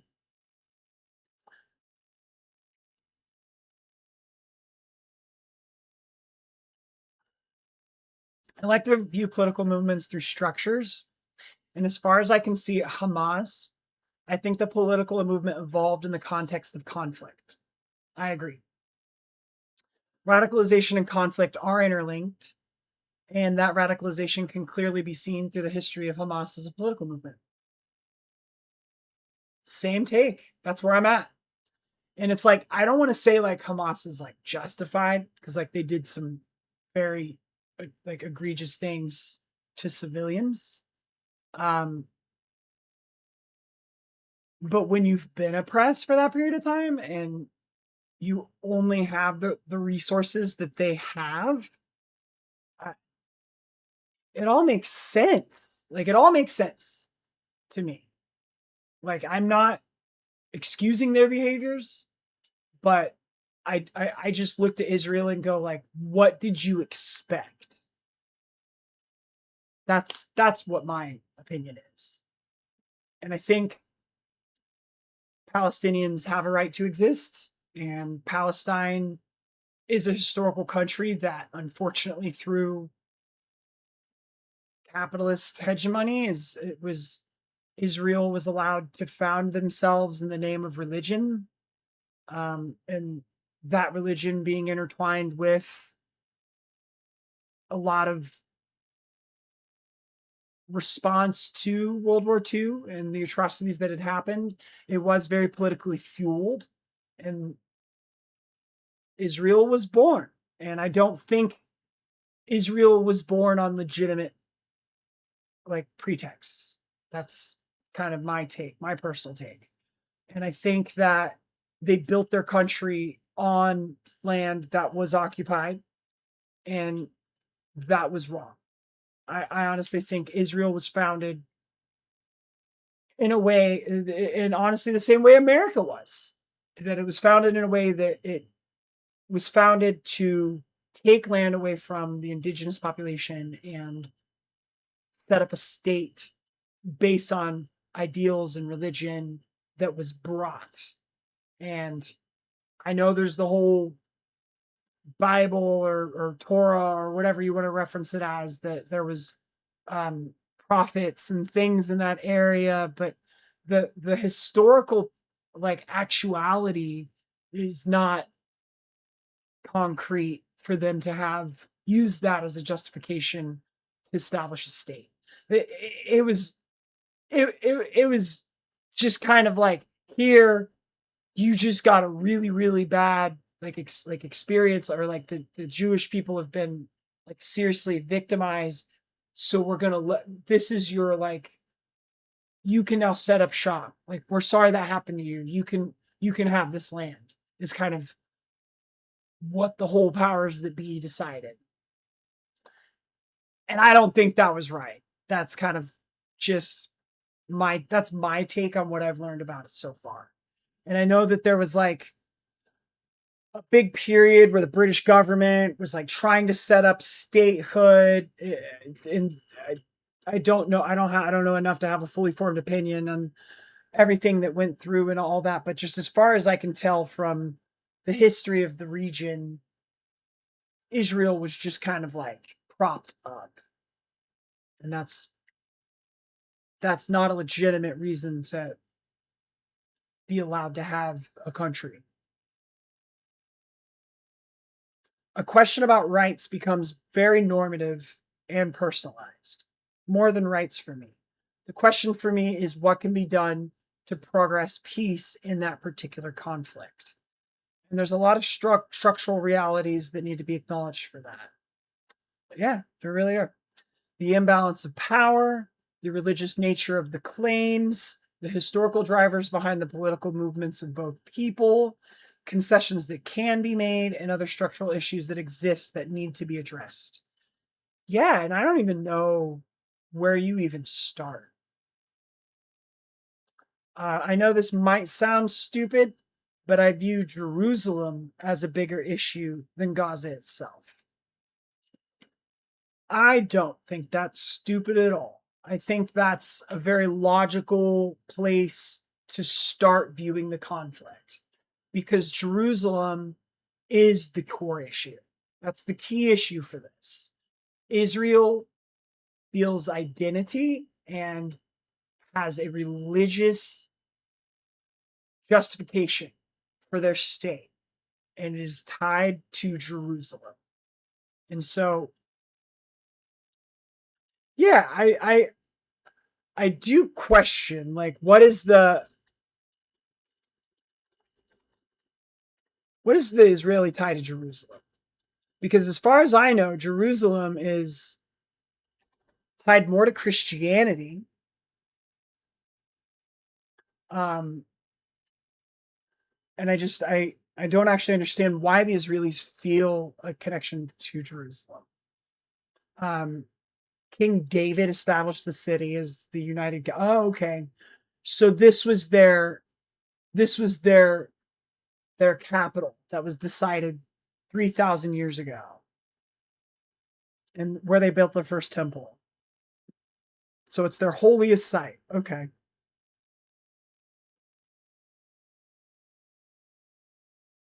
they have temples there. Okay,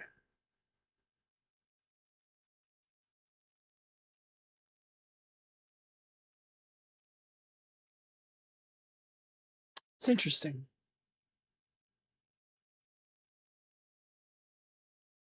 That's just interesting to me. The connection, the Jewish connection to Jerusalem predates Christianity by millennia. That makes sense. See, I honestly did not really understand that until this moment. And I'll be honest about that. I did not understand that the Jewish claim to Jerusalem was that it was their like capital temple city. That I didn't even know. Um and forgive me, I don't have that much reverence for religion. I seek to allow others the freedom of their religion as long as it doesn't infringe on other people. Um, that's not to say that weakens the Palestinian claim, but yeah, no, I honestly don't think it does at all. I don't think a religious claim is a legitimate claim for politics. I don't. Um, I think politics should allow people to have their religious freedom, but politics and religion should not be the same. Religion is great, and it had a period of helping um, humans be connected and review their ethics, and it helped build states and communities. But I think humans need to start moving past religion because those things, those ideals that it taught us are right, but the religion isn't.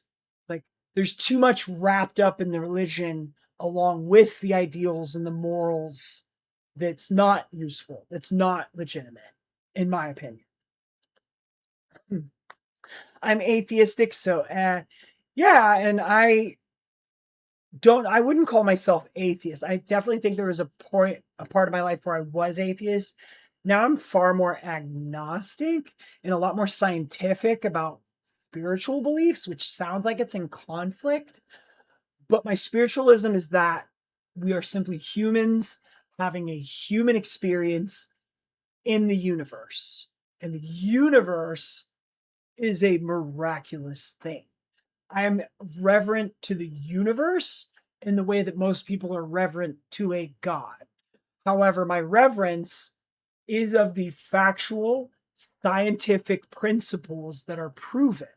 And I think without having to involve an invisible imaginary friend, that existence is mind blowing enough. Like I'm already like you start talking to me about the Big Bang and like the expansion of the universe and stars being created, like those things are awe inspiring to me. I don't need a holy ghost to be like to feel like we're a part of something much larger. That's not necessary for me. The purpose of life is the way rather than some end goal. Exactly. And religion has changed that dynamic to make people think there is some reward after, or that by living your life wrong that somehow you'll be given a some type of afterlife. And it's like, that sucks because like we really should be trying to make this existence heaven on earth for as many people as we can. That should be the goal. It's like travel. The purpose of travel is not just reach one place, but also enjoy the journey itself. I agree. And I think there's a way to like incorporate science into that. And that, like one of the most mind-blowing facts is that all of the elements that we're made of are not from this planet. Like when Earth was formed, it was formed from the remnants of other stars that had formed and exploded, and elements were created by nuclear fusion in those stars. And now those bits of those stars have formed our planets, and we have formed from the bits of those stars. That's my religion. Like, we're already something quite miraculous. We don't need to add fairy tales to it. That's my take. And it's like, we're literally born of stardust and have evolved to be able to think and talk to each other.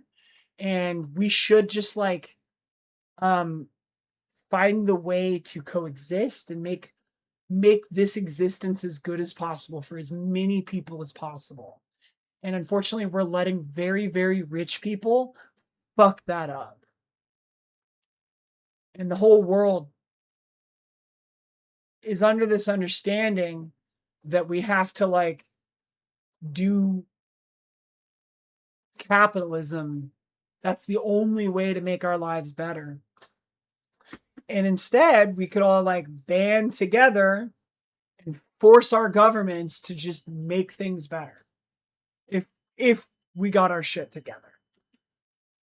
If everybody decided to band together, we could fix things. It's true. And I know it's true. And there's science about this. It's called socialism. And it's like,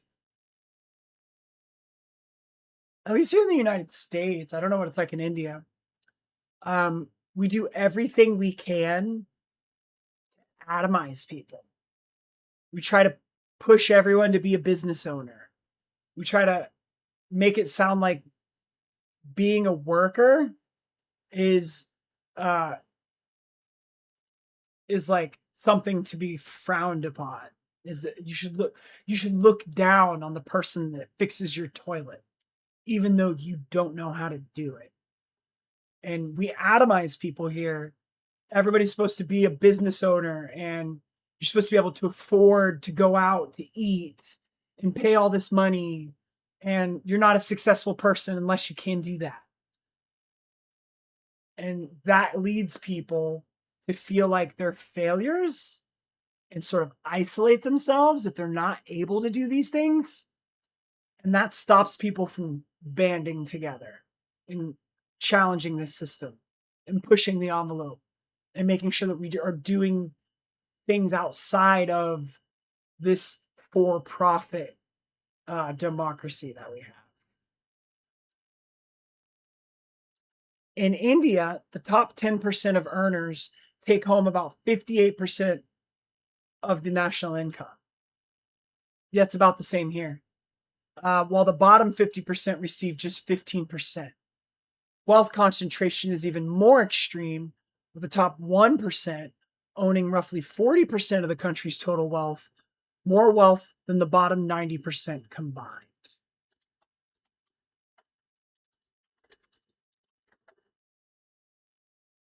All right, are you ready to have your mind blown?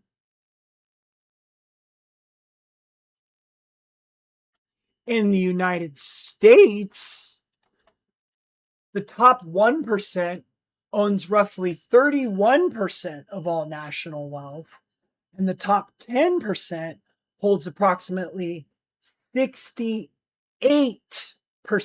of the total US wealth. And the bottom 50% holds only 2.5% of all of the total wealth. So, what do you think about that?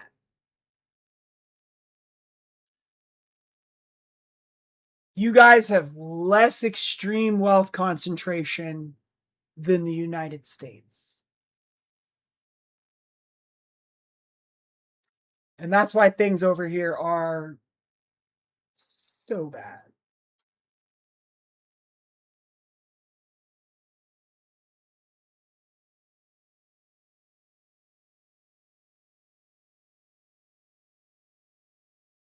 Pretty crazy. Pretty crazy. When you put them side by side, you would expect India to be worse. Or at least like, you know, a little bit more lopsided.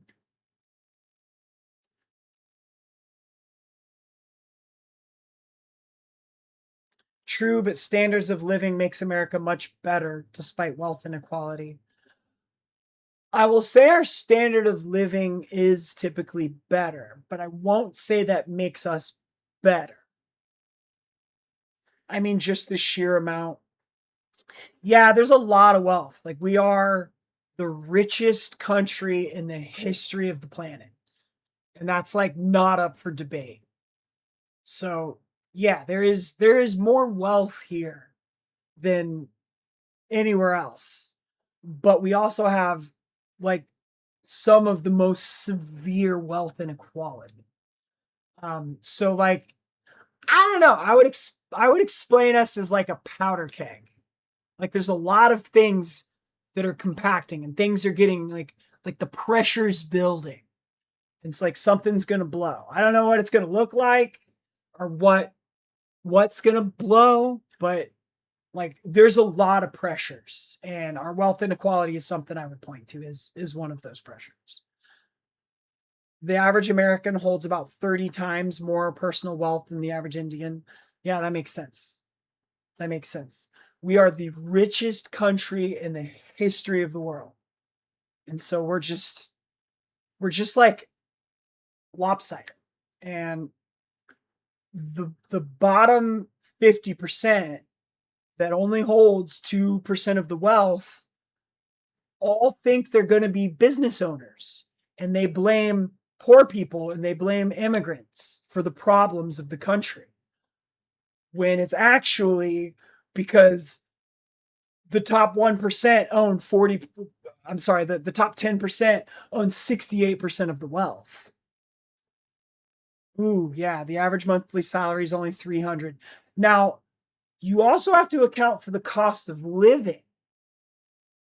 Now, we have more wealth, but also things cost a lot more here too.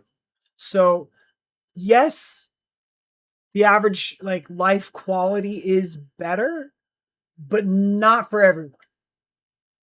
One of the things that I'll point you to is that our cost of medical care is insane.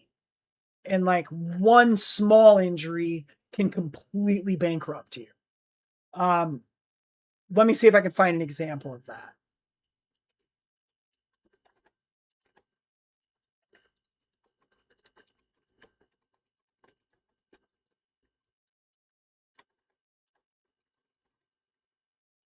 Here, let me see if I can find it. Um, I will say that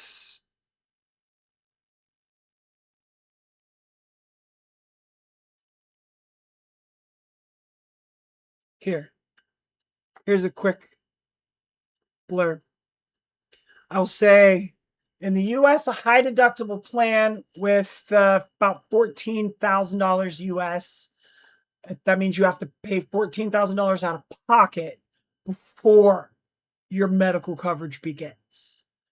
Now, conversely, in India, a private health insurance features significantly lower deductibles. A heart bypass can cost 100,000 rubles, I believe, I think is your currency. But that's 95% cheaper. And that's just because of the way that we do things here. Like the access to medical care is like 90% cheaper than the rest of the world. Um, it yeah, I'm not arguing like quality of life or anything, but I'm just saying like we've the United States working class, we've painted ourselves into a corner that like we don't have a way to like fight our way out of here. And we keep looking to the Democrats as like the better party that's not doing as bad, and they're not going to make anything better. They're just not as bad. And so we're kind of stuck. We're stuck. We're stuck, Jonathan. We're stuck. And I would argue we're a little bit housebroken. We've got another ad break coming up. Got about an hour left of the subathon. There's a state where people make 100 monthly. That's sad. I hope they at least have ways to farm food. I mean, let's be honest. If you've got shelter and a place to farm food, it's a pretty decent life. $25 a week is insane. In the US, you would starve to death. There's no way. They have food, but they live horrid. That's so sad.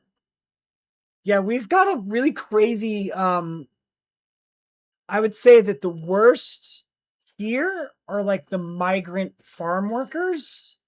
Um the migrant farm workers are like workers in the United States that don't have citizenship. We argue that they're not citizens, so they can't vote. They can't access any social services like, food stamps or affordable housing.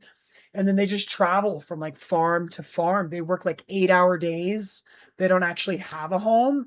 And they usually have a pattern for the year that they follow. Like every year they'll be here, then here, then here, then here. And they'll get like a visa, like an H-2A visa is what they're called. But Trump actually shut that down. And a lot of them are in the country right now without anything that lets them have any legal rights, like at all. And that's really sad. But I'm gonna throw up a be right back screen. Give me 5 minutes. I'll be right back.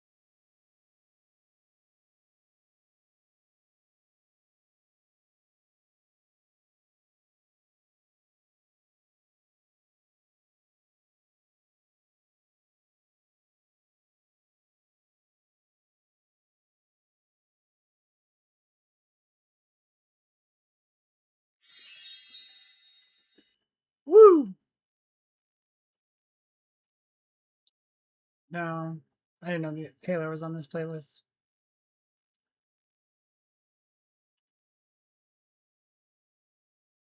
All right, we're back. And about an hour left. Pretty quiet subathon. I probably should have done it a little bit later, I'm guessing. But we're here, we're locked in. This is what's going on. 1 hour, 9 minutes left. And we are still hoping to get to the retro game tier. We are 4 subs away. And I'm hoping that we get. I wanted to at least have a retro game up, but I guess I timed this wrong. And I thought we would be at 5 subs already. I had things planned, but we have not hit this side. We have not hit the sub goals. So I cannot yet do the things that I had planned. I want to do them. But the rule is you have to sub for me to do them. So I have to wait. And I'm excited to share some things with you. I know that a retro game isn't that entertaining, but I don't have a good graphics card.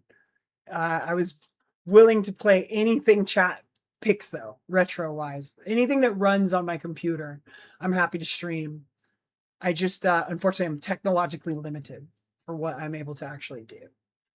And we can thank Red Dead Redemption 2 for burning out my graphics card. Thanks, RDR2. Honestly, I do have a theory. I think my case was probably there wasn't enough spacing between like my capture card and my GPU. And I think that heat probably contributed to the card burning out faster than what would be considered average. Because it burned out in like 3 years. I only got like 3 years out of that 3060, which is not that long for a 3060 comparatively. Since I don't have anything else to chat about, I'm just going to watch some videos on stream. I don't have much else to do unless we hit some of these sub goals. So I guess let's just watch some YouTube. That's something I can do. Let me switch over to the Clips account. I think it's got a better.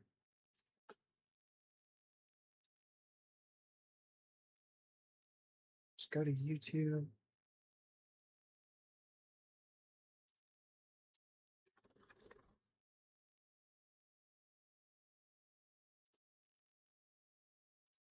All right.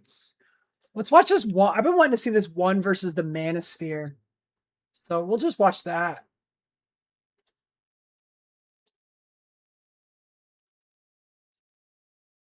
Anything USB Type-C. It's probably the most useful thing in my travel bag. This is the Ridge Magnetic Power Bank. It snaps on with MagSafe, so no. What has become popularized as the Manosphere define their message around anti-feminism, women are ruining culture and society. Well, feminism is ruining culture and society. You're kind of look-smaxed right now for your age group. Thank you. There's many men in the manosphere that are spreading a 100% positive message. I think we should have 100 more Andrew Tates. Has feminism held men back, or has the manosphere distorted what masculinity means for an entire generation?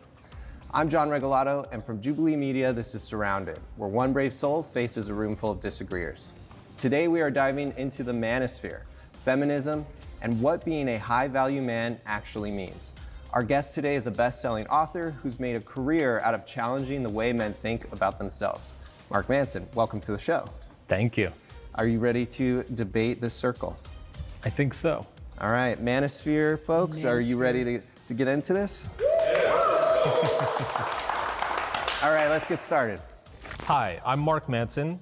I'm the #1 New York Times bestselling author and a former men's dating and relationship coach. And today, I am surrounded by the manosphere.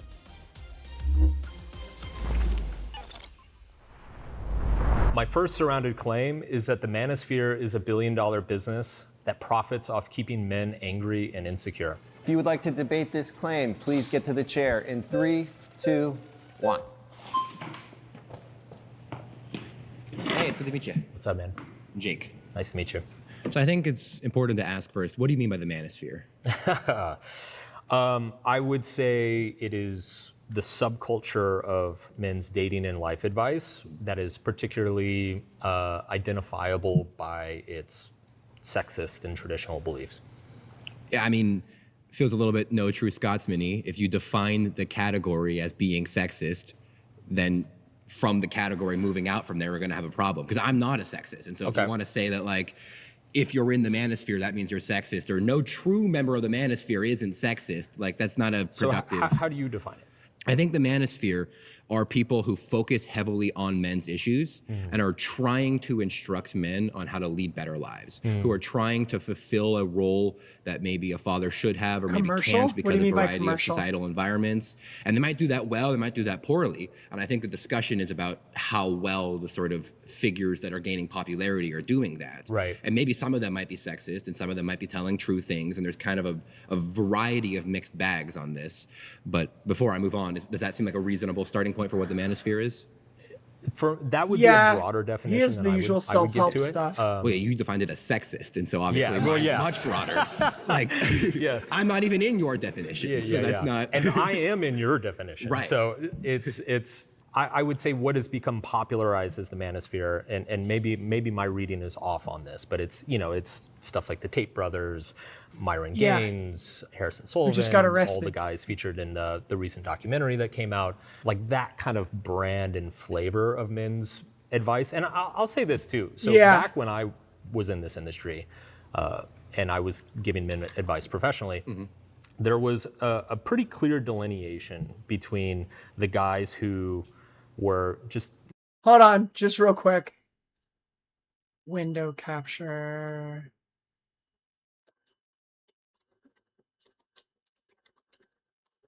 Window capture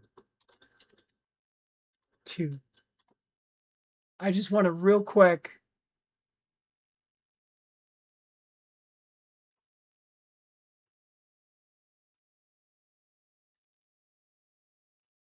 Woo!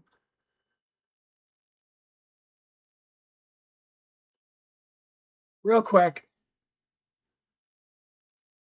Look at that shirt. Look at that shirt. Look at that purple shirt. Chat. You see that shirt, chat?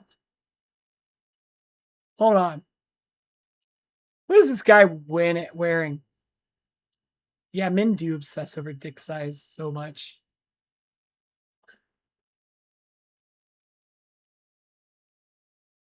Ugh, I have to wait for an ad. Hold on. As soon as this ad is over.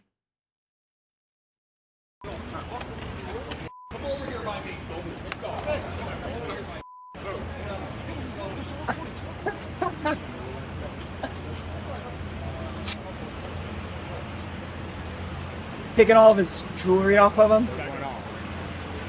Back up. How much jewelry do you think he had on him? I'm so glad to see that piece of shit.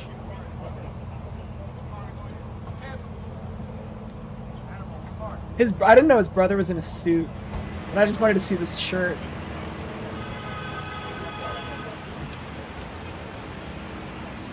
Oh man.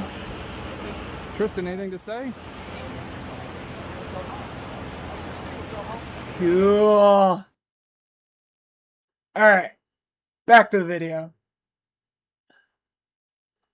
Sorry, I just wanted to watch that. I haven't seen the clip. Hey, let me help you try to get a date. You know, like let me help you try to make. It's tough out there. Yeah, like help you get a raise at work, right? Yeah, and you know, ancient Greeks used to think small dicks were civilized and big ones were uncivilized. Of men who really, very much define their message around attracted to have a smaller dick. anti-feminism. Interesting. Women are ruining culture and society. I didn't know. Well, feminism is ruining culture and society. That doesn't mean all women are, but it Okay. does mean feminism is. And I think it's an issue to conflate the idea of like, oh, women, women, Sure. versus the philosophy of feminism. Sure. Because you could have male feminists who I think are often more destructive for culture than female feminists are. Right. And you could have women who are not feminists. And so on both ends, I think that's a conflation not to make. Okay. So my claim specifically is about the men in this space who their primary message towards men is that of anger, that of selfishness, empowerment through intimidation and domination of others. I think there's a lot of different things there. I Sure. think there are a lot of things that you should be angry about. Okay. But that doesn't mean that you should be a victim. And I think that just because a certain society has decided that the future is female, has decided to instruct men from a very young age, has removed fathers from the home, has used various incentive programs to encourage single motherhood rates, personally think has dick made it size such is that irrelevant. Yeah, it's boys pretty are told from irrelevant. age 7 that the Unless your fundamental partner way cares to about view it, it's history not is a relevant. patriarchy. And because other men used to be bad, which I think is even debatable a claim on its own, that you therefore are bad as well. And I think that there's a lot of things that you should be angry about. And if you have a young boy who's going through that, if you have gone through that, these are things you should be angry about. That doesn't mean you should be selfish. Right. Same thing, idea of like, you shouldn't intimidate and you shouldn't lead with force, but it doesn't mean you shouldn't be a dominating figure. It doesn't mean that you Yeah, shouldn't but I lead mean, with a the positive, manosphere masculine leadership makes of what that people- is. it is convinces a dominant young and men if you that have a these young boy who's things going are through the that, if you have important gone through that, issues. these are things you should be angry about. That doesn't mean you should be selfish. Right. Same thing, idea of like, Things like you dick shouldn't size or intimidate looks and you shouldn't lead with maxing. force. But They it doesn't make mean them you think shouldn't those be a things are, like, dominating figure. And I paramount. think the good manosphere figures, I mean, you named a couple of them, whether they're good or bad, I don't want to mention the personal lives of those people, but the message of like, shut up, go to the gym. I'm sorry your life is hard. And Right. you should be angry about that and you should fight back, but you need to channel that into, talking to that pretty girl anyway. Yeah. And being strong anyway. I want to make 2 points. One is that I think you've just done the same thing with feminism that you accused me of doing with the manosphere, right? Which is taking some of the most extreme claims and then classifying the entire school of thought based on those extreme claims. We can get into the nuts and bolts Well, of I'm that, taking what's taught in elementary schools. which is some extreme stuff. And The extreme manosphere stuff isn't taught in elementary I schools. understand The that. future is female. You see people wearing that in their elementary schools. I understand. Can we agree that's an extreme position? I do agree with that. Okay. So, like, I would agree with you on that probably shouldn't be in an elementary school. Yeah.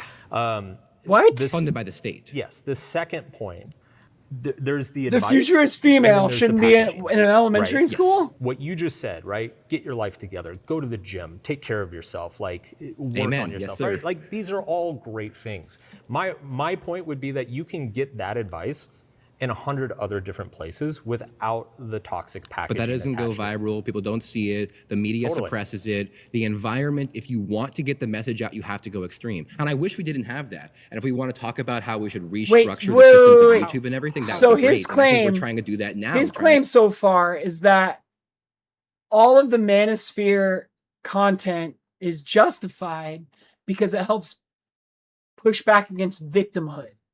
And that because it helps push back against victimhood, then all of the other bullshit is justified?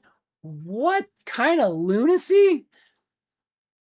I mean, if there's a guy this who out. claims vaginal hair is bad do or you that certain have to kinds of go vaginas extreme? are I mean, attractive. Like, so I'll give I an feel it's the example same of thing with somebody who I dick do size. think is a healthy Yeah, exactly. figure And those in people this are space, like which is Chris Williamson. weird He's like the 8th biggest minorities. podcast Nobody in cares the that world much. right now. Like, he's not extreme. He's not saying Most all the people same fall in shit love with that, their like, partner, Andrew Tate and is then what saying, their or Marvin partner Gaye's has, is saying, right? It's like, they learn I to have an like. audience of over 10 million people. I'm not saying any of this shit. I don't think you have to be extreme to get it.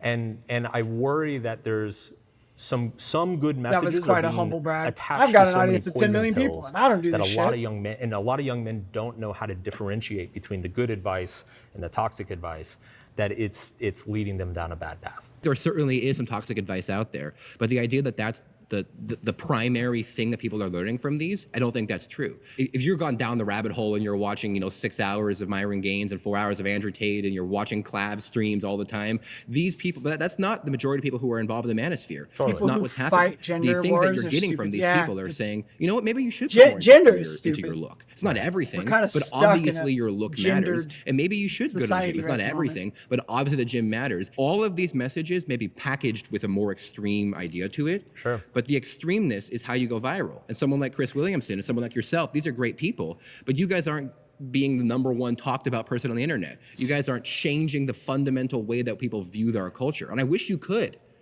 but the internet isn't set up for that. So he's saying these sensational people are necessary because that's what it takes to change society. Like these sexist, bigoted takes are necessary because society's bad and we need extreme opinions to be able to fix things. But they're wrapped up with things that are caustic to society. Not doing it because I don't think it helps. So for example, Movember survey from 2025 found that young men who regularly consume manosphere content or masculinity influencers were much more likely to report feelings of worthlessness, extreme sadness, and extreme anxiety. That's backwards causation. It's the people who are feeling extreme worthlessness are looking for someone to teach them what to do. You don't see that same correlation show up in other self-help genres, though. Well, that's how self-help genres don't help almost always. They're almost always feel-good nonsense. If you're told you're good the way you are, you can do whatever you need, you're a magic special person, that's the kind of thing that someone who is looking for. So now he's saying that the manosphere is the magic bullet of self-help works, and that it can't be viewed with the same statistics that other self-help works can be viewed. Experience. Right. The person who is feeling bad needs someone to tell them, yeah, you are feeling bad. And you need to grow up and you need to get strong. And so the correlation and the Matrix is holding you down, and it's it is. We just agreed that elementary schools are trying to oppress men at the age of 7. Is that the Matrix? These people are like the kindergartners funded by who the state. fought Of over course whether it's the girls Matrix. or boys Is are this better. a federal policy to tell Yeah, 7-year-olds that the future is a woman? It's in every elementary school. We just agreed on that. I did not agree it's in every elementary school. Okay, not every single one. I agree it's in some, and it's probably whether it's a man or woman, people are like, oh, the other gender is like far this left or that. teachers and educators. Which begins in the far left universities, which are funded by the state and are structured from the top down to oppress. So the I structure think isn't gender natural. is a To bring social it back construct to my point, personally. which is that you just made the point that a lot of self-help A society advice that is enforces it pretty bullshit. rigidly. Oh, almost all of it. Garbage, right? Let's take like The Secret, right? Law of attraction stuff. Gender do you agree is that not that's the kind of same ridiculous? sex. Because I do. Law of attraction, I'm not sure exactly how that works. I haven't heard It's this like one. if you just believe that you deserve something, the universe will give it to you. Oh yeah, that's nonsense. Okay. But it is the case that you could fake it till you make it, and if you act as though you have it, you might be more likely to get it. Perfect. So we agree on that. So that's a perfect example of what's actually like kind of a good piece of advice, but then it's packaged in this ridiculous cosmological, like, oh, the universe's energy is going to serve you what you deserve and all this shit, right? It's almost the health and wealth gospel, which is a violation of the the Christian heresy, basically. But that gets millions of people to start focusing more on their goals and dreams. So my argument is that the manosphere is doing the same thing. It has all of this ideology around the matrix and the system is oppressing you. I agree with this. He's saying that the manosphere and the self-help woo books are the same kind of thing because they have a way of thinking that gets you to focus on yourself, and that they're both just a separate form of delusion. I agree with that. And all this. Well, you should be. So get everyone up and their clean mother your was room hooked on and go to the LOA gym. Yes. and Rhonda So it's Byrne good in advice 2000s packaged and early in this 2010s. like. But the package that And you then just the, said that you should be angry is the correct what's his name? Because I'm angry. Dan You've Carnegie, been voted the- out by the majority. The win friends and influence people. I think we agree on more things than it may seem. We might. Dale Carnegie, the How to Win Friends how and you Influence People, that came out in like What's your was view it on men 70s right or something? now, like in 2026? I'm sorry, Do you believe 1936. That was one of the the original current self-help books. situation for young men is approximately the same as 15, 20 years ago, or No, it's much worse. okay, why would you say that it's worse? Things have gotten really rough for young men, and I think it is fundamentally structural and economic. It has to do with the technology. It has to do with the nature of the economy's changing. And the reason I believe this, I'm sorry. and I don't buy Real quick. it's feminism's fault, is because when you look globally, you look at This guy looks like he was made in a lab. This is not a real human being. This guy's like, if we were gonna make a what's up, Vero? How are you doing? Thank you so much. I appreciate you. Thank you. Philly anniversary and birthday. 2 in 1, baby. Thank you very much. I appreciate you. Wait, what? We share a birthday? Today's your birthday too? Happy birthday, Vero. Oh my God. That's so cool. One of my favorite late night streamers. What's up? That's sick. I didn't know that we were both July 20. Happy birthday twin. That's lit.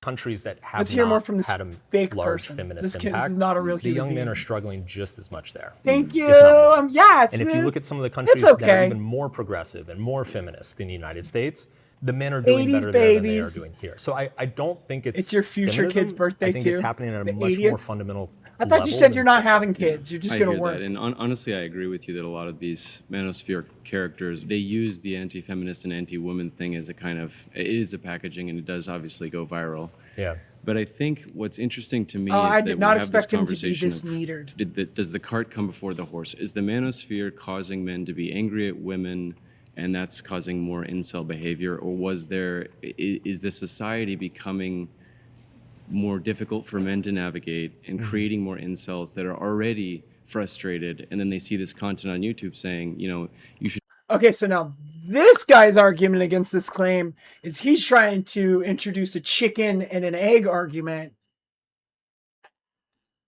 This should be easy to debunk. I don't think this will take long. Be doing this and that, and this is really what women think, and that resonates. So what would you say? You're saying that I would say it's both. It's both. I personally believe that the manosphere is the wrong answer to a very legitimate problem, right? The legitimate problem is that young men and boys are struggling. They have fewer role models. They're not having sex, right? Right, and they have fewer role models. They have fewer people to look up to. They're getting advice from fewer places. The manosphere is filling that vacuum, but I believe that it's filling it with a lot of toxic information. There's a whole subreddit called X Red Pill, and if you go through there and read all those guys' stories, it's extreme. Yeah, it's ugly. So why do you think, genuinely, like, what is you said that there's some systematic X Red change Pill. that's I happening kinda wanna check that out across, now. you said globally. So like what do you think that is? My guess is that it's a combination of moving to a more globalized services economy, right? If you actually look at the psychological differences, I will take care of between my men and 100 or women, right? 200 It's like kids. I don't know their names, but Women I'll tend keep to be a track. little bit more pro-social. You'll be like Cruella They tend to be DeVille a with the little 100 bit better at building and Dalmatians. connecting and managing relationships. You just have to get a big coat. Just We're put in the an kids economy in the where that pockets. is more valuable than ever before, right? If you look at male psychology, right? Men are, I think, 4 times more likely to have ADHD. Men tend to lose interest in things. They have lots of anti-energy. We have so many devices, so many There's a screens correlation bombarding between us men with and distractions ADHD? all the time. It wouldn't surprise me if young men are more susceptible to that sort of distraction and that dopamine treadmill than young women are. So would we got to pause there. You've been voted out. Okay. It's just getting good. Yeah. He was just getting into it.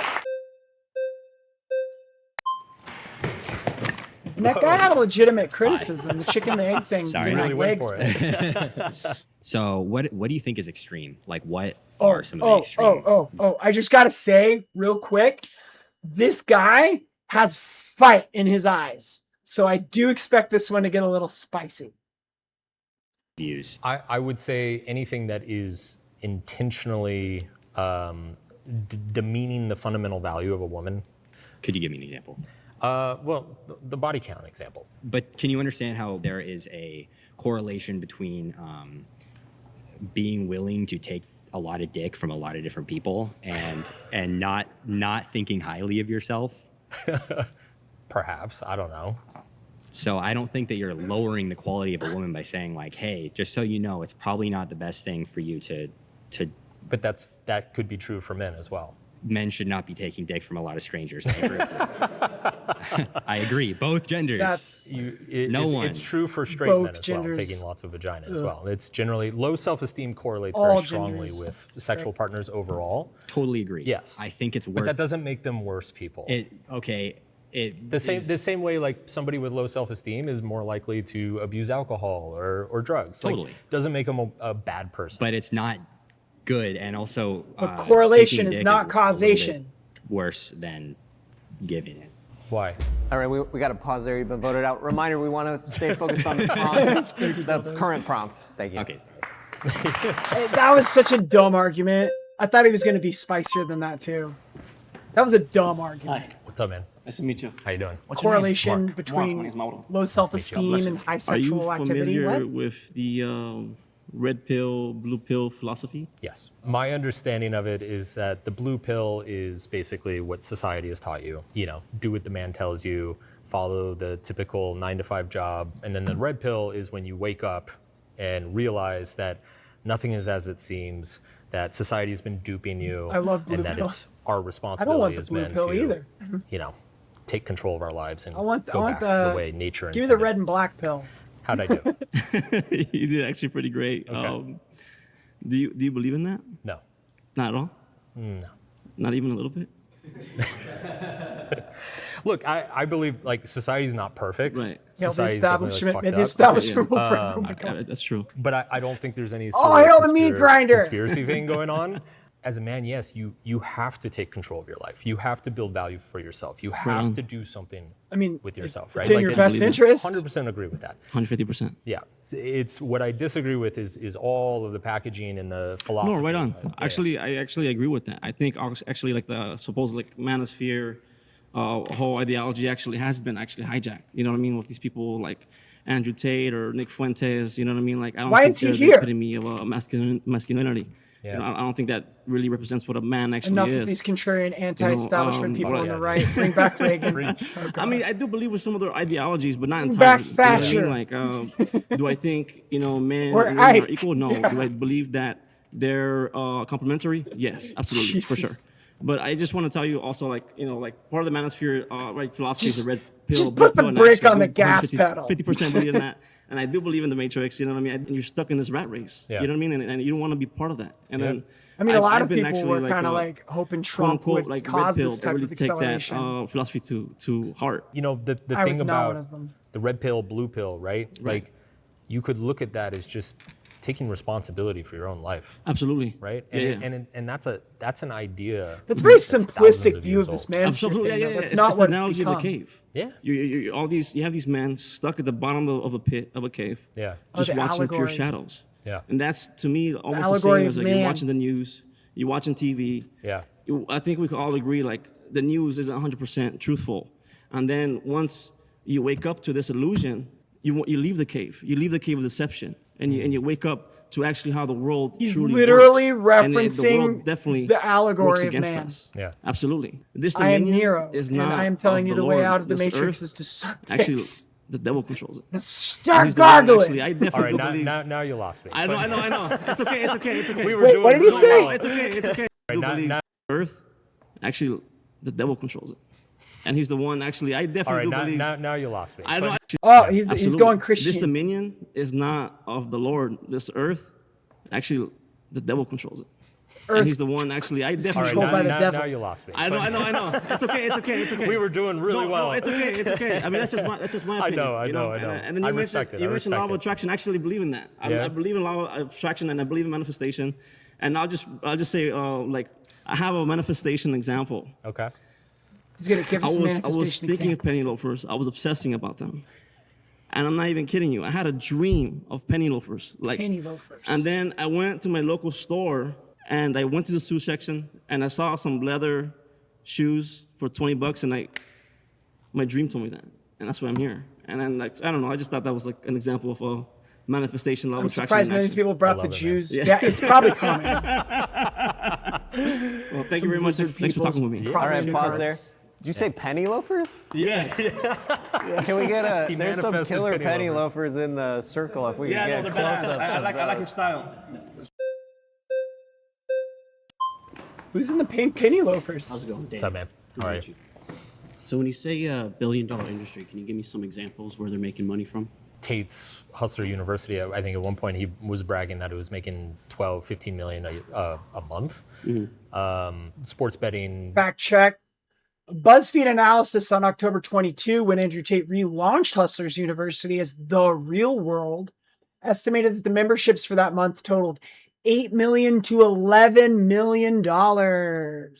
Gambling sites are sponsoring a lot of these guys. They're driving like millions of dollars of revenue to them.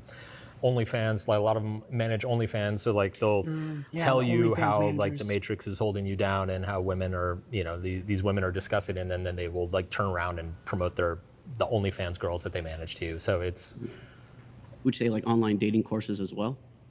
online dating courses. Yeah, like dating courses and anything like online to give you like advice to pick up girls. Is that in the manosphere Pick up as well? artistry, I think, would probably be Depends. part I mean, of this the gets back manosphere. into like how do you define the manosphere? So Yeah. this is a conspiracy to make my you dick said smaller. OnlyFans, And you it's said clearly by the sports Jews betting, because so they now don't you're like my encompassing a bunch of uncircumcised dick, different which is why I things that believe probably the have lizards nothing want to to do keep with us There's a sexual lot of identity different yourself. forms of monetization. The earth is flat. Right. There's a lot. There's a lot of people in that And camp again, that there's think like the a- earth is the flat manosphere, too. I think That's at this it's point a we've funny probably point that established you there's brought a up. spectrum. My issues is primarily with the extreme end. Okay. Right. What is So this extreme dude is with the OnlyFans, curl which I dreads agree on is bad. all over his Gambling, which face? I agree on is bad. So what else is the extreme that's it's making too much money where you feel like that's harmful to well, society? I mean, Tate's course largely just taught people how to promote Tate's course and take 50% of the revenue. So, I mean, it's by definition it was a a pyramid scheme. And an MLM. So you like Yeah, it's a went into the pyramid course, scheme. like you know the courses that are available there? No, this is just public information. Okay, so then what specific courses in there is harmful? So you seem to know a lot about if it's making $1 billion. I've not taken the course. Okay, so you're kind of just assuming, you're just guessing, right? I mean, it's just Nah, this is bro, it just was hustling. things that I've read. So if someone's taking a course and they're learning just stock trading or trading cryptocurrency or like online marketing, is Yep. that bad that they're I'm in completely. that I course? can't Depends even on grasp the what concept the of this course is teaching of the them. grind Is it more of you the just don't hustle. like the person that's giving the course? Well, You that don't is like grind or their grind. ideology, During but the- if they're that giving is- something that's critical for that men is to learn and make Republican money, you just don't convention, like the it's gonna vessel coming crash. from. That is So if it was also coming true. from you, you'd probably be like, okay, well, you're biased toward yourself. You like the information you give, Well, and you I could teach wouldn't the make a same course This stuff. is a on dumb argument. trading I hope they get shitcoins. this guy Like, off It's soon. it's both. It's both the content that's being sold and the personality selling Yeah. it. Well, you And would say I that take people issue have with it. self-agency, right? They could decide if they want to take Sure. the course. They could decide what information is good from this person, what information is bad from this person, right? Sure. I mean, they you bring up all could, these like Myron Gaines, Andrew Tate. but they we have probably this say, I sick would say 90% society. of it's good, That's what 10% of we it's just bad, and you don't have to established. take all 100%. Everyone has self-agency, so if you can't decipher what's good and bad from someone, not to be rude, but unfortunately you're just low IQ because you could just take simple stuff that's just good. Be like, oh, I'm going to apply this to my life. Oh, that's kind of extreme. Yeah, I you can don't like that. scam I'm not gonna apply grandmas that to and my life. grandpas. And then They don't know any at the better. main They should have core of known all these better. teachings is self-accountability. So you're in They control have of your life agents. completely. So if you're letting some online influencer dictate and your life goes down a negative pathway, that's your own doing. You're just your own you're just fault trying to find that something to you blame on because you're not taking fell for accountability for your scammers. life. Right, but it's if they're promoting This self-accountability essentially while this essentially amounts to victim blaming. He's basically saying that like because people are lonely and seeking help and want companionship and want advice, but because the bulk of what's profitable is this manosphere content, that because people find it and they're desperate and they're seeking answers and they fall for it, it's their fault. This eventually amounts to victim blaming. actively promoting things like sports betting, crypto, gambling to people, young men who are very vulnerable. They're naive, they're inexperienced. You know, in a lot of cases, these are like 14, 15, 16-year-olds. Yeah. Right? Like, you don't have to be low IQ to be a 15-year-old who doesn't know a fucking thing about stock trading, right? So it is, I understand that people have to take accountability for their own decisions. But I don't think that necessarily absolves some of the purveyors of these courses. Absolutely in not, this especially because they're monetization, predatory. Of the responsibility of not taking advantage of their audiences. Okay, All right, we- pause there. We're out of time. Got it. Cool. Thank you. That guy had the dumbest argument that I've seen so Real far. quick, I want to do a quick poll. Raise your flag if you think Andrew Tate is a good influence. Raise it high so we could count. About Net 20. positive. All right, Percent? no, up, down. Raise your 25%. flag if you think clavicular is a positive influence. I'm not sure what that is. That's okay. Then don't raise it. Raise your flag if you think Nick Fuentes is a positive influence. Nazi. All right, Another thank you. That was. 10%. It's just the poll I wanted to do. Curiosity.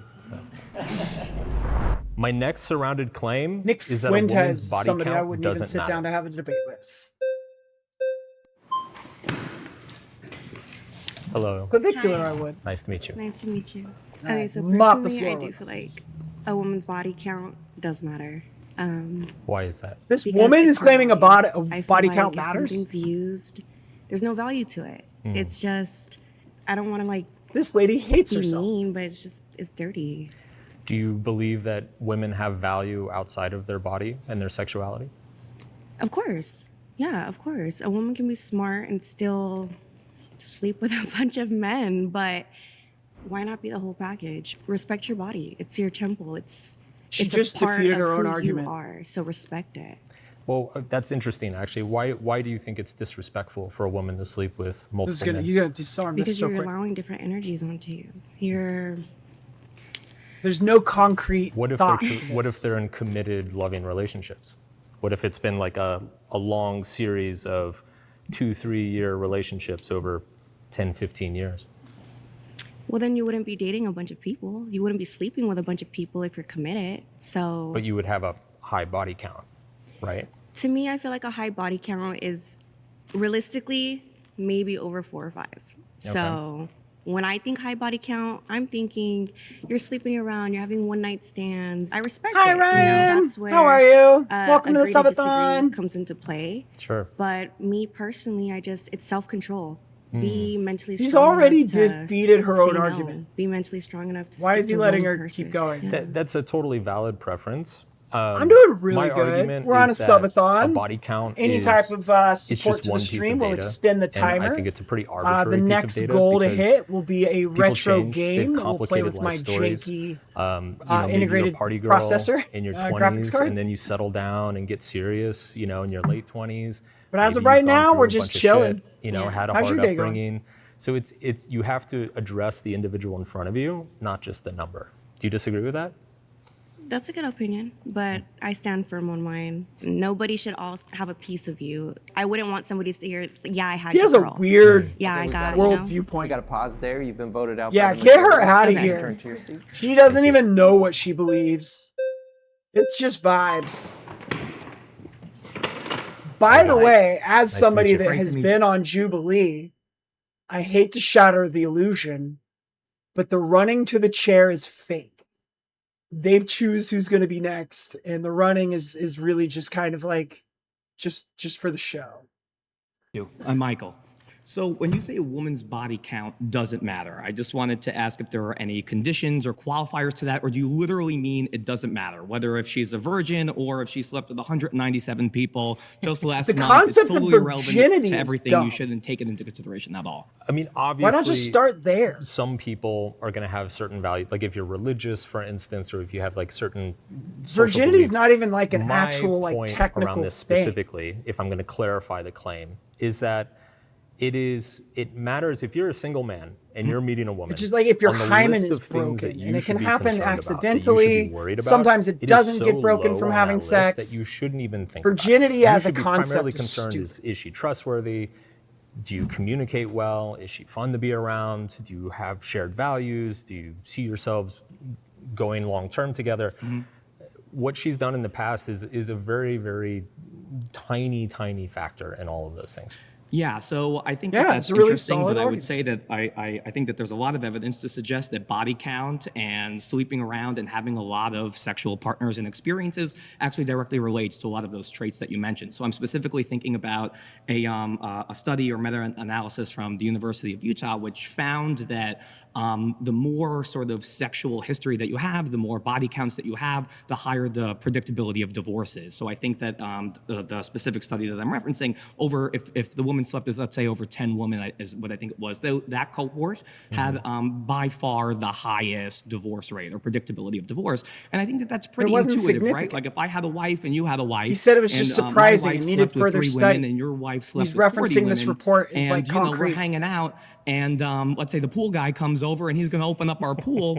Whose wife do you think has a higher likelihood when the pool guy's 18-pack is out? Whose wife do you think has the higher likelihood of sleeping with the pool guy? It's a little bit obvious, right? That the answer is the woman with 40-plus No, bodies. there's and I think that so makes many sense, other right? They have factors. more sexual experience. They have more things that they're using a comparison based off of. It's part of a larger social trend where we're being a little bit more flippant, or we're succumbing to our hedonistic desires. Whereas somebody who doesn't do those things is probably a little bit more of a loyal. This is a very probably. So I don't think it's likely obvious that the argument. wife who has slept with 40 people would be more likely to sleep with the pool guy, because let me turn that around for you. Somebody who is dating somebody or marrying somebody who's very sexually experienced, they have had a lot of different experiences, so they're gonna have a better understanding of what they like, what they want, and so when they commit to you, they're making a much better formed commitment. And so as long as there is trust and integrity in that relationship, right? As long as you trust that your wife is being honest to you and being honest about her experiences and being honest about what she wants, there's no increased likelihood that she's gonna sleep with the pool guy. And by the way, that same study that you just mentioned, what's interesting about it is that women who slept from between 3 to 9 different partners are actually less likely to get divorced than women who slept with 1 or 2 partners prior to meeting their. Oh, so this kid comes in, cites a research that turns out did not conclusively determine what he said it claimed, and actually the conclusion was it needs more research. And this guy's citing a study that directly contradicts his claim. Oh, he got fried. Husbands. Wolfinger's analysis found that women with 3 to 9 partners had lower divorce rates than women with 2 partners.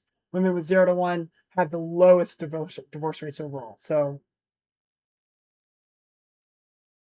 0 to 1's lowest overall, because that was their lifelong partner, probably from high school or something. But then people that have had a chance to like go out in the world and live life and experience life had a lower divorce rate than people that had slept with 2 people. So 3 to 9 was less than 2, but 0 to 1 was the lowest overall. 2 is the most dangerous number. That's very interesting. Okay, we got to pause there. You've been voted out by the majority. Thank you. Yep. But just blew his argument completely out of the water. He didn't know what he's talking about. Oh, is it the pink guy? Oh, I want to see the pink guy. How you doing, man? Jamari. Nice to meet you. Nice to meet you, man. Okay, so a woman's body count does not matter. If we both go to a used car lot, one car is totaled, one car has the engine blown out twice, head gasket never works, always has to be replaced. Another car has a fender bender. Which one do you think? That's not how human bodies work. I reject the analogy because it presupposes that there's something about sex that is destructive to a body. I actually think a better version of that analogy is if you just bought the first car you ever test drove, how likely are you going to be satisfied with that car versus if you go out and test drive 5, 6, 7 cars, get an understanding of their features, what you like about them, what you don't like. This is pretty good then at you're counter able to make argument. a much better informed decision. So again, which one would you rather take? The one that's had all these problems or the one that's had the fender bender? I told you, I reject the analogy. Okay, so we're gonna test drive 6 different cars, 7 different cars. Sure. 8, 9, 20? Why can't we just stick with our one car? Let me ask you this. Yes. A lot of men treat body count as a proxy for trust, right? And so what I ask guys is I say, yeah, that's imagine pretty 2 women. concrete. One of them is a virgin. She has 0 sexual experience. Fender bender.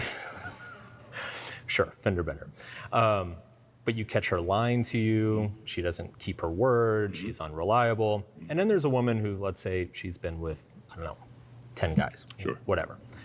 But she's honest with you, she always shows up when she says she's gonna show up, she does what she says she's gonna do, she's very loving, she's very caring, she's That's never the broken shit her that matters. Which one is likely to be a better partner? The first one. Because if she's had 10 different partners, or why she had 10 different relationships, why haven't those worked out? Well, you would have to ask her that and find out. That's just how because relationships people are work. complicated and they have different life stories. Right, so let's ask a question here. If a woman asks me, what do I do for work? How tall am I? How much do I bring in home? Why can I ask you, what's your body count? You have standards, why can I have a standard? Standards are fine, but I think all of those things that you just listed are arbitrary standards. And if I was surrounded by women right now, one of my claims would be height shouldn't matter. Ultimately, when you look at what drives relationship satisfaction, relationship success, these things are very low on the list, yet we tend to focus on them. We tend to over-index on them because they're very easy to measure. It's very easy to like compare 4 versus 6 or 6'2" versus 5'11", right? And so that's what everybody thinks about and talks about when it's actually, when you look at the research of like what makes for a happy relationship, these things aren't even on the map. Okay, so if a woman has, let's say, 12, 13, 17 bodies, how many relationships have you been in? 3. What's up with the other 14 people? She probably likes to party. then go party. We don't have to be together. But you can. Or maybe she used to like the party, but now she's ready to settle down. Not with me. Go if you open That's if fine. You can decide Dodge who you that open your legs bullet. for. You can't decide who gets down on one knee for you. Can I ask why I not would with you? not date this guy. If everybody's had a turn and nobody's Abusive enjoyed as it, hell. why do I want to get you now? All right, we got pause there. You've been voted out by the majority. He is the red flag. Get him out of the chair. These dudes are so cringe because they're manosphere bloggers. My name's Glenn. This man So, you know, I'm going to is a concede with you. New Body York count Times doesn't matter. best-selling author who writes on relationships, and he is one anti-manosphere guy versus 20 manosphere bloggers. These are the Andrew Tates and the claviculars that make that like dating content for guys and cryptocurrency and all that crap. And so they're claiming that like feminism is tearing the country apart and that women with a high body count are somehow less trustworthy. It's just, he's doing really good. I'm not going to lie. I actually kind of like this guy. I don't think we'd agree on a lot of things politically, but as far as sociologically, he's on point. To the way that people think about it. Okay. There's no dickometer in front of the top of a woman's vagina that tells you how many thrusts per minute that she's had, right? So let's talk about. I haven't seen one. We agree on that. Okay, cool. Yeah, But there's let's no talk about dickometer. what You got it. A sexual risk does talk about. Yeah, he does a Every good time you job have in sex, keeping you're it putting really yourself in smart a with very Karen. risky situation, right? You know, the thing getting that always penetrated. gets Man me, is because like I having went his- on Jubilee, I was on this show like a month ago, and the thing that gets me is that they let the other participants vote you out. And so I came in with an argument that was very grounded, and I was trying to have like a leverage point. And I sat down and I said, I agree with you on some points. They immediately raised their flags and wanted to vote me out. And I'm like very much like not going to say he's right, but I was trying to like trap him and flip it on him. But because I wasn't coming in like, I don't agree with you, everybody voted me out. So it's an interesting dynamic. I can't say that it's the best, but it is entertaining. Way with her. So if a woman has a high body count, it does speak to the level of risk that she's willing to put herself in. And that could be questionable to be like, oh, but she's willing to put herself in risky situations like this. What other risky situations that she might be able to put our relationship in? If this is a behavior pattern. Now that's he's where I would okay. say body count matters. So now this guy's coming in saying that because a woman has had multiple sexual partners, somehow she's more risk averse. I am interested to see how he counters People this. are talking about, well, whether their body count matters. Because this is just they wanna have statistically not make sure true. she's pair bondable, whatever. There's no A virgin will correlation cheat on you between just as quick as a woman that had sex, 1,000 bodies. I'm with you. sexual activity, But when it comes to risk the aversion. behavior pattern, the characteristics, Now, that speaks more now to why having body count unsafe could matter sex and should be would be a factored correlation in the of risk decision. aver- If you're going to be willing to being risk take risks, I'm not trying to take some of these risks with you. I think you and I are actually pretty close on this. I agree with you that personality and character traits is ultimately what matters. But my argument is that there's much better ways to find out if somebody's a risk-taking person than asking them for their body count. Yeah, you're never going to find out a woman's body count, right? Well, and it's also just arbitrary. I mean, take her to a fucking theme park and see how many roller coasters she goes on. Like, there's other ways to figure See this if she out. gets on the That's carousel. such a If she good chooses the counter. carousel Yeah, first, right. That was actually a really good I'm with you. counter. Because I would say, you know what? Observe what she can observe, her behavior. Yes. How does she Take her to treat you? fucking theme park. Does she treat you better than anyone else has ever taught you? 100% agree with you. My point, though, and this is where body count is, I think, a bad proxy for what you're talking about, is that people are complicated, man. Yeah, People I'm with you. change. Yeah. People grow. People go through phases. Like some people have like f***ed up histories and backgrounds. Yeah. I was a fucking mess when I was young. I racked up a huge body count. Now I'm in a very happy marriage. Body count is a weak data source for Oh this. yeah, I would say A that weak in data the source grand is a scheme of things. nice but way of putting it. Not in a micro correlative, factor. Now, let's be honest. Like most of the reason why people are saying the body count matters is because they don't have sex enough. They're actually they're more concerned about being her best. And Dr. Orion Teaban, Chat, did this guy just like disprove the entire manosphere like movement? This guest just literally said people are obsessed with the body count because they're not having sex. On my own podcast said that Clip being this her one, best is more Twitch. important than Clip it. being her first. Yes. Because her first could be this guy who's like 6'3", tall. He might be a pro ball player. Yes. And you want Twitch, her to clip be following up this. after that one body count? Probably not. The body count obsession is men's insecurities being projected onto the women. I agree with you, but 100%. the fact that it does matter when you're You're about to vote him out because he just agreed. risky behavior, that's more important. All right, That dude pause wants- there. You've been voted out by the majority. He's like, by the way, what are you doing after this? I hope it's the guy in the pink. All right. How you doing, man? That's such a dumb fake run. The guy in the So, McGaw hat. A woman's body count doesn't matter. That's the claim. I would argue that it's a blanket statement. Like, I would argue that most men want a This guy comes in and says, you know, I'm going to say that the blanket statement is a blanket statement. beautiful balance between experience and exclusivity. I'm sorry. This guy is obviously out of his depth. I don't know why he thinks he can debate this guy. This is probably going to be one of the funniest ones. Say for like the city boys in the club, they want a girl with a high body count because they don't want an inexperienced, horrible lay. Yeah. And people or men, they want a woman that no one's had because they don't want the homies talking about, oh, I had her The too. homies. And also, like Glenn said, I think that patterns matter too. The people that we're talking about are driven by patterns. And so that data is totally valuable based on how they're going to act when times get tough. Now he's just Maybe countering the they last guy's argument. are disloyal sexually. Maybe that's part of their pattern. My argument here, though, is that all this kind of pontificating of like, what does it mean if she's been with 6 guys, or what does it mean if she's been with one guy? Like, it could mean this, it could mean she's that. hot. Just fucking talk to her. Just talk to her. On a date, get to know her. That's gonna tell you 100 times more than like a number in a spreadsheet.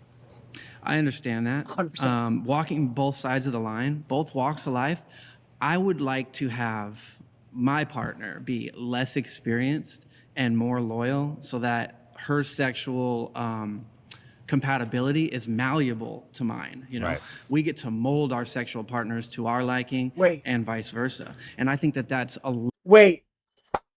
He's saying, I want an inexperienced girl so she doesn't know what good dick is. That's what he's saying. get to mold our sexual partners to our Twitch, liking you can clip and that. vice versa. And I think that that's a lot more possible when the partners haven't stacked bodies to the sky. What I'm arguing against is kind of this social judgment, all this like viral content of shaming women for body counts and all Literally, this stuff. just It's like, shaming that women. works for you, that's great, but that doesn't necessarily mean that that's going to work for every man out there, or every woman who's been with so many guys should be shamed for it. Who cares? Yeah, who Okay, cares? pause. You've been voted out by the majority. Yeah, get this guy out. Appreciate it. He was not a good argument. What's up, man? We got the pink guy. Sick outfit, man. Thank you. I have 2 questions. Number 1, do you have any employees that work for you? Yes. You do. Now, did you look into their history when you hired them? Of course. Of course. If you saw someone with a job history of maybe 1, 2, 3 jobs, a long period of time, or someone with 15 jobs, was there for a couple weeks, 3 weeks, you call their employers, like they didn't last, which one would you pick based off of if they're equally qualified in the interview? Whoever interviewed better. Whoever I was interviewed saying better. they're both equally qualified on the interview. So why are you looking into the history Right. if someone's meeting you for the first time, they interviewed great, why would you even bother looking into the history of it? So without quibbling with the analogy, which I could, if we're going to stick with the job interview analogy, I actually think this is an analogy that works in my favor, right? Because you can have people who have only been at one company and have terrific experience, and then they get on the interview and you realize that they don't know a damn thing. For sure. I agree with you, yeah. And then there's other people who have worked at 10 different companies and jumped around every single year, but then you get on the interview and you realize, that there's a clear explanation for that they have a diversity of experience, and actually they're a really good fit. My argument here is really that, like, forget body count, just talk to her. I personally agree with that. I don't think you have to ask a woman her body count to know, because if you just pay attention, her actions will show you everything. But I do want to hear defense of the argument, because he is saying if they're both equally qualified and then the job history is the variable. I just want to hear how he responds. Actions and attitudes will tell you everything you need to know. And then I'm also assuming, my other question was, I'm assuming that you're talking about body count matters when it just comes to relationships, not value as a person. He didn't actually correct? push back against the argument. Because I would say, like, I don't think people think someone's like less valuable as a human being just based off how much sex they had. But maybe to a relationship, some guys may find that a less valuable someone that's been around. You know what I mean? Some people do. So yeah. But to that latter point, there is absolutely some demeaning language within the manosphere around women around that, and that is very much what I disagree. I mean, I think that's just projection insecurity, because they want to disqualify someone from the beginning to, sue their rejection. Personally, is what I think. Pause there. You run out of time. We're gonna move on to the next prompt. Thanks. All right. Thank you. That was my next he surrounding didn't really claim counter it, but it's like, yeah, if two people have the same amount of if the interviews and they both seem equally as qualified, and then the experience comes into play. I mean, it again doesn't really come into effect because they both interviewed well. Then the history is actually kind of not relevant. So then it comes down to, like, who has the best traits, the character traits, mannerisms, who seems to have the better work ethic, maybe. Yeah, it just comes back down to, like, your history doesn't matter if you get to that point where you're interviewing and it seems like you're a good fit. That's the analogy, and I think it held up. He didn't actually answer it, though. that porn has done more damage to men than feminism has. Yeah. What's up, man? Mark. Sean Boyd. Oh, this guy. Nice to meet you. Nice to meet you too, bro. His dreads are crazy. Feminism, straight pipeline to abortion. Okay. Abortion really kills like his hair. upward of 1 million Americans every single year. It's 3,000 men, women, and children dead a day, right? If we're talking about comparatively on what's had the greatest impact on taking away manpower from America, I'd have to say, without a doubt, feminism by far. What do you have to say about that? I was not expecting to go down the abortion road. I don't see how this relates to like men's mental health and agency in the world. We're comparing feminism specifically, right? Yeah.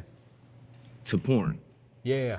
So of course, porn is degenerative as well. I say we get rid of them, both of them, feminism and porn. Okay. Definitely. But if we're comparing sure feminism and the destruction that it's had on men as a whole in America versus porn, we'd have to like say that the lives actually being taken. Obviously, you see abortion as murder. Absolutely. So your argument is that the murder of all of the aborted fetuses is vastly outweighs any damage that porn could ever do to extremely. Another caveat to that, the porn and feminism come from the same place. Could talk about that later on a different, when we get more. The same destruction of the nuclear family. Okay. Was because porn has been around for thousands of years. Let's say the people who own OF right now. Okay. Let's say that the most profound ability to make the America's I'm trying to find the coherence from of his argument. From the young age all the way to the high age, right? Mm-hmm. On a vast majority, what they say, what? So as of right now, his argument is feminism has caused abortions, and that's been destructive to human society. That is the basis of his claims so far. And right now, over 18, going up into 45, are on OnlyFans right now. That's not true. Absolutely ridiculous. But yes, definitely. I actually have the actual numbers from OnlyFans themselves. Please give me that. Yeah. So there are 3.7 million total creators on OnlyFans, 1.1 million in the US. About 90% are women, and only 70% are doing adult material. So that equates to about 700,000 women doing adult material in the US, which is roughly 3% of women between About 18 and 2%. 40. It's still a lot. You would say that's more destructive than feminism. When feminism gave you the sexual liberation movement to even empower women to believe that you get some type of power I think from. porn is more destructive for men than feminism is. Explain. So the average male currently first got access to porn when he was 11 years old. By 18, 90% of men are using it regularly or have used it regularly in the past. Men who use porn regularly, you see worse metrics across the board. More likely to be depressed, more likely to have body dysmorphia, more likely to have erectile dysfunction, more likely to commit suicide, more likely to have poor relationships. This is ubiquitous. It's available literally for every young man on the entire planet. I mean, one thing that I would probably agree with you guys is that feminism, there's some good and there's some bad, especially the last 10 years. Especially the feminism that promoted high body counts being okay and not mattering, right? Well, so the same effects of the mental depression, all the other degenerative. He's just trying to get a gotcha. We're back to the body counts, are we? Because it's extremely important. I'm mad I didn't get at the last one to be able to see what about the manosphere's advice is making you not okay with that, but it's kind of almost obvious. All right, we got to pause there. It's not obvious. Appreciate you. You're just willfully ignorant.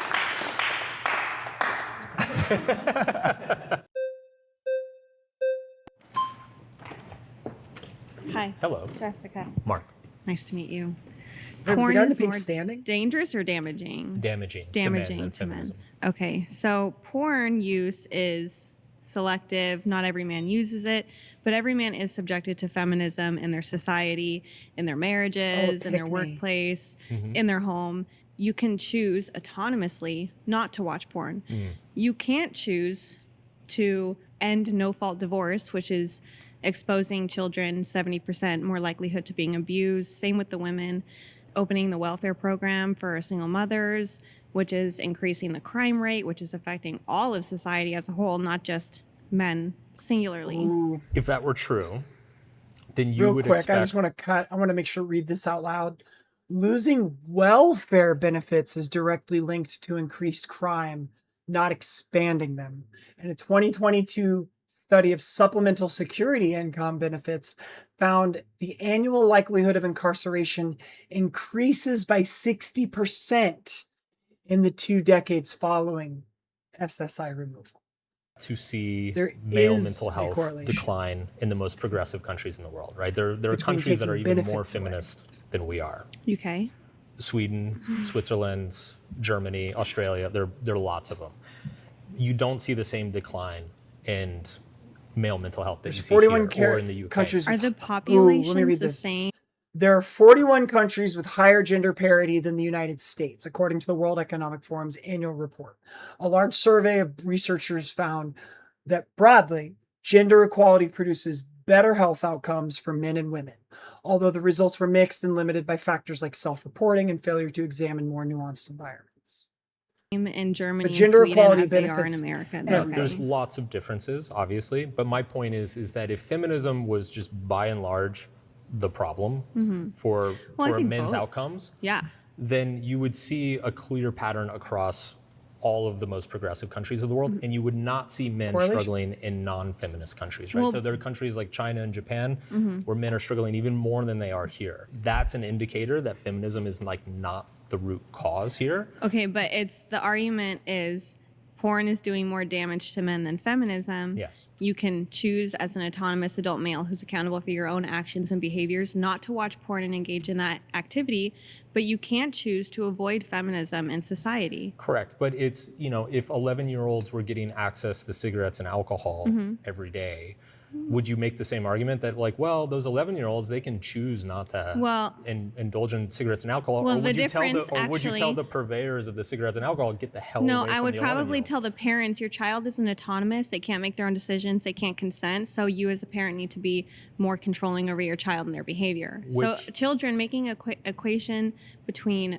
adult male and children is not the same because they're not autonomous like Right. adults are. And porn is predominantly harming young boys. Absolutely. Yes. Yeah, which is why we should probably have age restriction and identification on it for uses, which has been shut down in places like Minneapolis. Yeah, so I agree with you on that. So We I agree think on I that, think yes. we can mutually agree that porn is damaging Yes. to men and women and society. But if you're going to measure it, feminism has done more damage to society and men's mental health, family economy, the nuclear family. I just don't see that in the data. Like I don't. The data Yeah. and the results of feminism are out, and men's mental health, women's mental health has been worse than it's ever been in recorded history. More men and more women are committing suicide today than they ever have been in That's not recorded true. history. When? Pre-1970, actually, funny enough, 1950s suicide rate was actually the all-time high. Okay. It's complicated, and I think we both agree that men in today's society are struggling greatly. But when you look at feminism as a 100-year project of women's liberation, equal rights, voting rights, civil rights, I just think it gets scapegoated for a lot of other things. All right, pause there. You've been voted out. Yeah, Please there's no return to your correlation. seat. All right, I'm gonna All right, pause. burn real quick. I've got to run a 3-minute ad so my ads don't knock me out here at the end. We're wrapping up to the end of the subathon. So let me go ahead and close this window. I gotta pee, so I'm gonna run and pee real quick, and then we'll wrap it up. I guess I'm getting 1 sub for the subathon. Hurts, but it is what it is. I will be right back.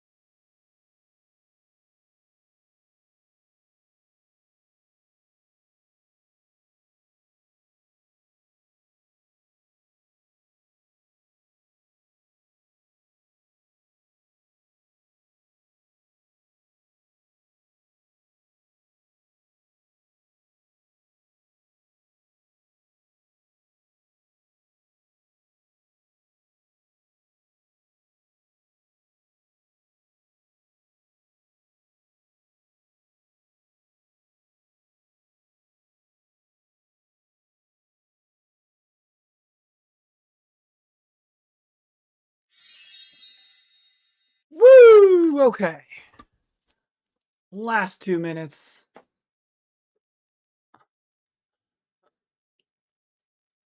All right. All right. We are coming down to the last 2 minutes of the subathon. I have gotten 1 sub. If you want to extend the subathon, you have 2 minutes to do so. Any support for the stream will extend the subathon. I just want to say thank you. If you're here hanging out, I really appreciate it. Unfortunately, I'm gonna still need to save up even further to get my graphics card. I am still $600 away from being able to afford it. So, yeah, just thanks for being here. I really appreciate everyone that is watching. I'm a little disappointed. It looks like I'm still going to be pretty far away from my goal. Oh, thank you so much for the sub, Vero. I appreciate you. Thank you, thank you, thank you. We have gotten 2 subs. So the timer is going to extend another 10 minutes. Right on. Oh, you found the foot emote. That was an emote that was chosen last year's subathon. So it's kind of cool that you used it.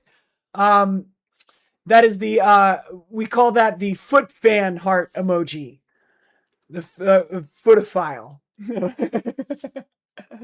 um, yeah, I'm just really glad that y'all have chosen to just hang out. The subathon has been something that I was really nervous to pull together because usually I have a job and I'm usually just doing the subathon kind of on the side. As streaming is my main source of income right now, I am really hoping things pick up because it does look like I'm gonna have to just get like a job. But you know, I'll still keep streaming. I might have to stream less. That is sad, but it just is how things are. I just seen the heart. I didn't even realize there was a foot. Yeah, that's one of our the footophile emojis that last subathon chat got to choose an emoji. I had emoji tears. I didn't do any emoji tears this year because it felt like a cop out and I just felt like people weren't that excited to hit the emoji tears. So I didn't do any emoji tears. I thought a retro game and a research take and picking the next interview for people with jobs making a difference. I thought that would get some of my regulars. I don't know. Maybe people just aren't. I mean, everyone's kind of having trouble right now. Like everyone's kind of having trouble finding a job. I know things are hard, so perhaps people just don't have the ability to sub right now. So that's fine. It just I don't have a job right now, so who am I to say anything about it? But we've got about 10 minutes left in the subathon. I don't know what we're gonna do. The plan is to just kind of hang out and vibe. So if anybody wants to watch anything or has any questions, I'm happy to break down a political take or something in the meantime while we wait this last 9 minutes out. We do still have a stream today. It doesn't, unless somebody comes in and just drops fat subs, unlikely in the next 8 minutes. I will be live again today at 4 for news for people that have a job for today's regular stream.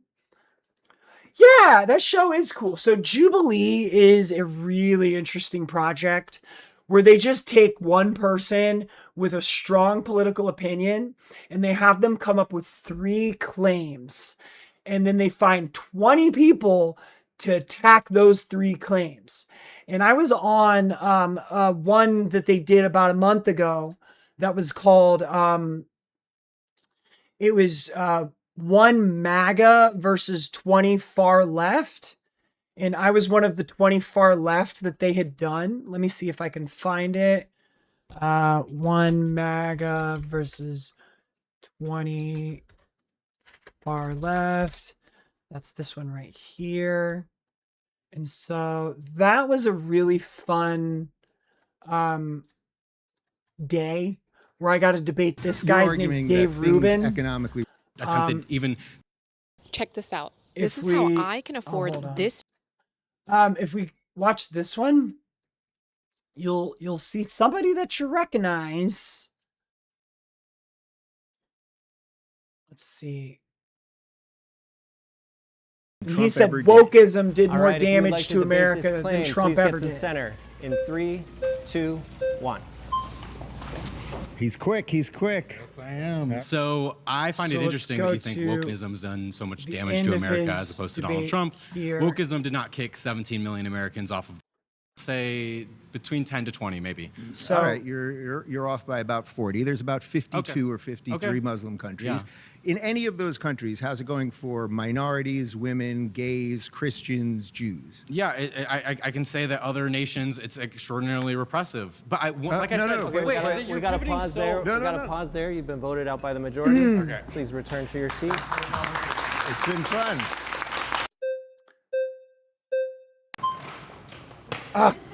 Oh, she had it. She had it. All right. Dave. All right. Hi. Good to meet you. I'm actually a big fan. I've been watching you since like all the way back in the Sam Harris era. Oh yeah. And then I remember you softening me up. That's not the That coalition. is. No, that's That not is- the coalition. that is what the administration no, is you're pushing taking towards. a very specific person. this guy's and pretty saying- cool. Specific? Oh, Is it a absolutely. fringe? Known as one-handed Yes, politics. oh, it It's the is. majority. No, that's completely absurd. It That's is not. completely absurd. It's Okay, completely absurd. We got to Yeah. pause there. You've been voted out by the majority. Please Give me return two. to All your right. seat.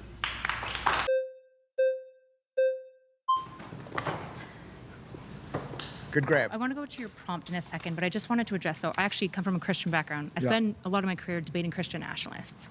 And even the nicest Christian nationalists, they do want to take your rights. I spend a lot of time talking to these people, even the Yeah. really nice ones. So I just want to be careful, and I guess I want to say, like, I remember when you posted about And so My this next guy's rounded under claim is if a you still vote lot for of Democrats heat. in 2026, you're voting for broken This guy city. just debated a Hold on, Nazi. hold on, And hold on, so hold on. he's Is it kind gonna of answer my like, question? Hold on. You're not going to. Is Yeah, I this got guy it. gonna let me chat here? for a known second? as like one of their listen, chosen talk. Let me ask you ones. something. Let's try it this way. So let's say you and your girlfriend And yet he went sat on down vacation. with the Unfuck Bora America Bora. tour You show this up to this past beautiful week place on earth, and she's 7 and months debated pregnant, Jake and Lang, she then who's gives like birth a in white Bora Bora. You think your supremacist. child should be a citizen of French Polynesia, Bora Bora? And you United think States that affirms that makes just sense? solely principle, and I'm sorry Yeah. the president cannot defy it because Yeah. he doesn't No, like the it. president, That's how our the country president, works. No, and you that can is an fight example it. of damage to you America. can fight it in the courts. You can fight it in the courts. He doesn't right? like the courts. He Yeah. ignores them. So Prior this to the was a Alien real Image Act interesting day removals, for me. Emile Beauvais. Okay, we're out of time. We got to stop there. Okay, got you.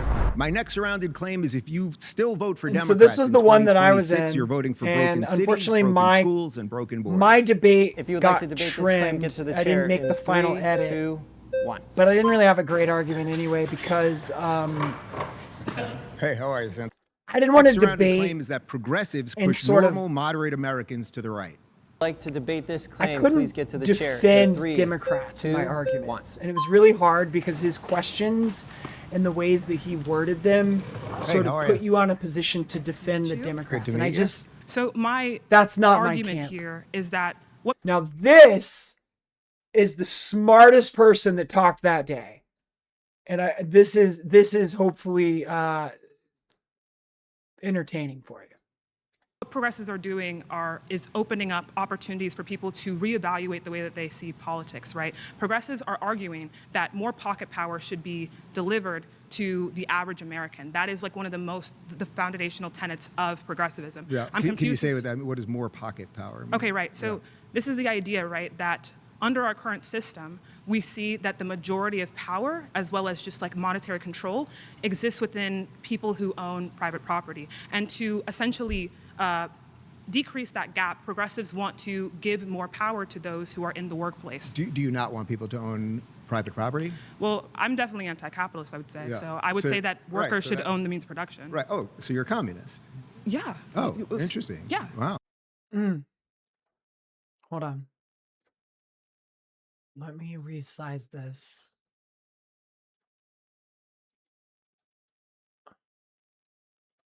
And just do the full window. I don't know. What that- is communism? I haven't talked to a real life communist What's in a a while.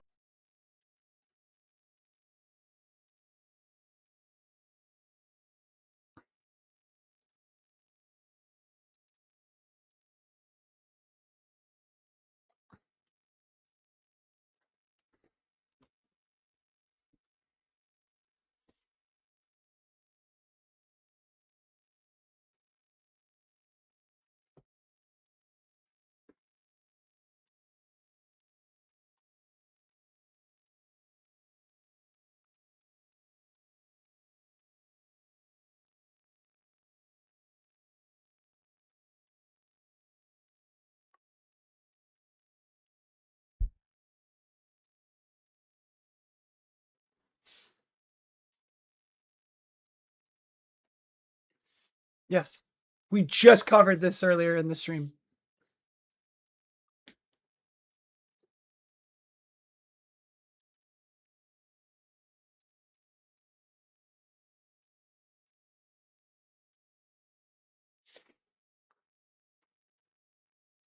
Okay, real quick.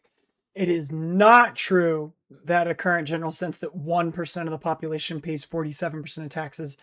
Recent IRS data shows the top 1% pay about 38 to 40% of all federal income tax. That's just, he's not right.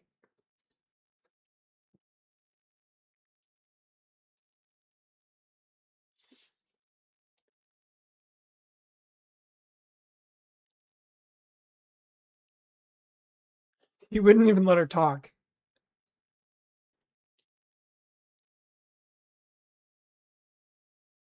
He just keeps talking over her.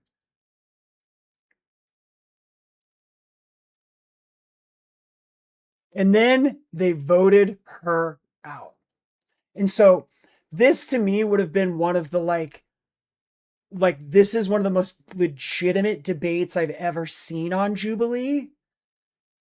And the rest of the people in the room voted her out. And so that's my qualm with the format. Yeah, interesting show. They've put up some really cool content, some really interesting topics, but the format, it's not perfect. It gets some very viral clips, but it doesn't get the full conversation out there. So yeah, I would say it's like a teaser for like the things that hopefully will lead people to watch more content and research these things, because that's really like surface level. But yeah, looks like we're winding down. We are at the end of the subathon. Yeah, the voting's not exactly fair, and it's not exactly science. They just kind of like wing it. It's all for TV. You know, like they do what they can to increase the clips and to make things viral. And that's it. We've hit the end of the subathon. Unfortunately, we did not hit any of the goals that I had set up for the subathon. But I did catch a few more subscriptions, which is amazing. Thank you so much, Vero and Jay, for subscribing earlier in the stream. That is a total of 2 subs from a 3-hour subathon. Well, 3 hours and like 20 minutes. The subathon is over. I do want to say thank you so much. I am really, really short of my goal, which, you know, that's a letdown. But I will be back today later on at 4 p.m. for my regular stream, which is news for people that have a job. So if you enjoyed any of this politics stuff, please feel free to drop a follow. Come back at 4. I should have a news show ready for us to go through. And thank you for being here. I hope y'all enjoyed the stream. I hope you enjoyed the content. I'm doing this stuff now, so if you want to check out more, you know where to find it. You can find all of my links at jamiedelphine.com. And yeah, also check out my website, because I have more content on other platforms. I'm everywhere. I'm on all the apps. I'm on Substack. Check out the other stuff that I'm doing. Another thing that I really want to point out is the interview that I just did recently. You can find the link in my bio. I interviewed the co-founder of the All Power Bookstore, which is a communist bookstore here in Los Angeles. And if you haven't heard that we have a communist bookstore in Los Angeles, the founder is dope. And I talked to her for like an hour. The interview ended up being a 20-minute documentary, and you can find that on my YouTube channel. I'm sorry, the Red channel. Don't ban me, Purple app. Thanks y'all for being here. Again, I'll be back at 4 p.m. I'll see y'all, and don't let the bastards grind you down. I'll see y'all on the next one.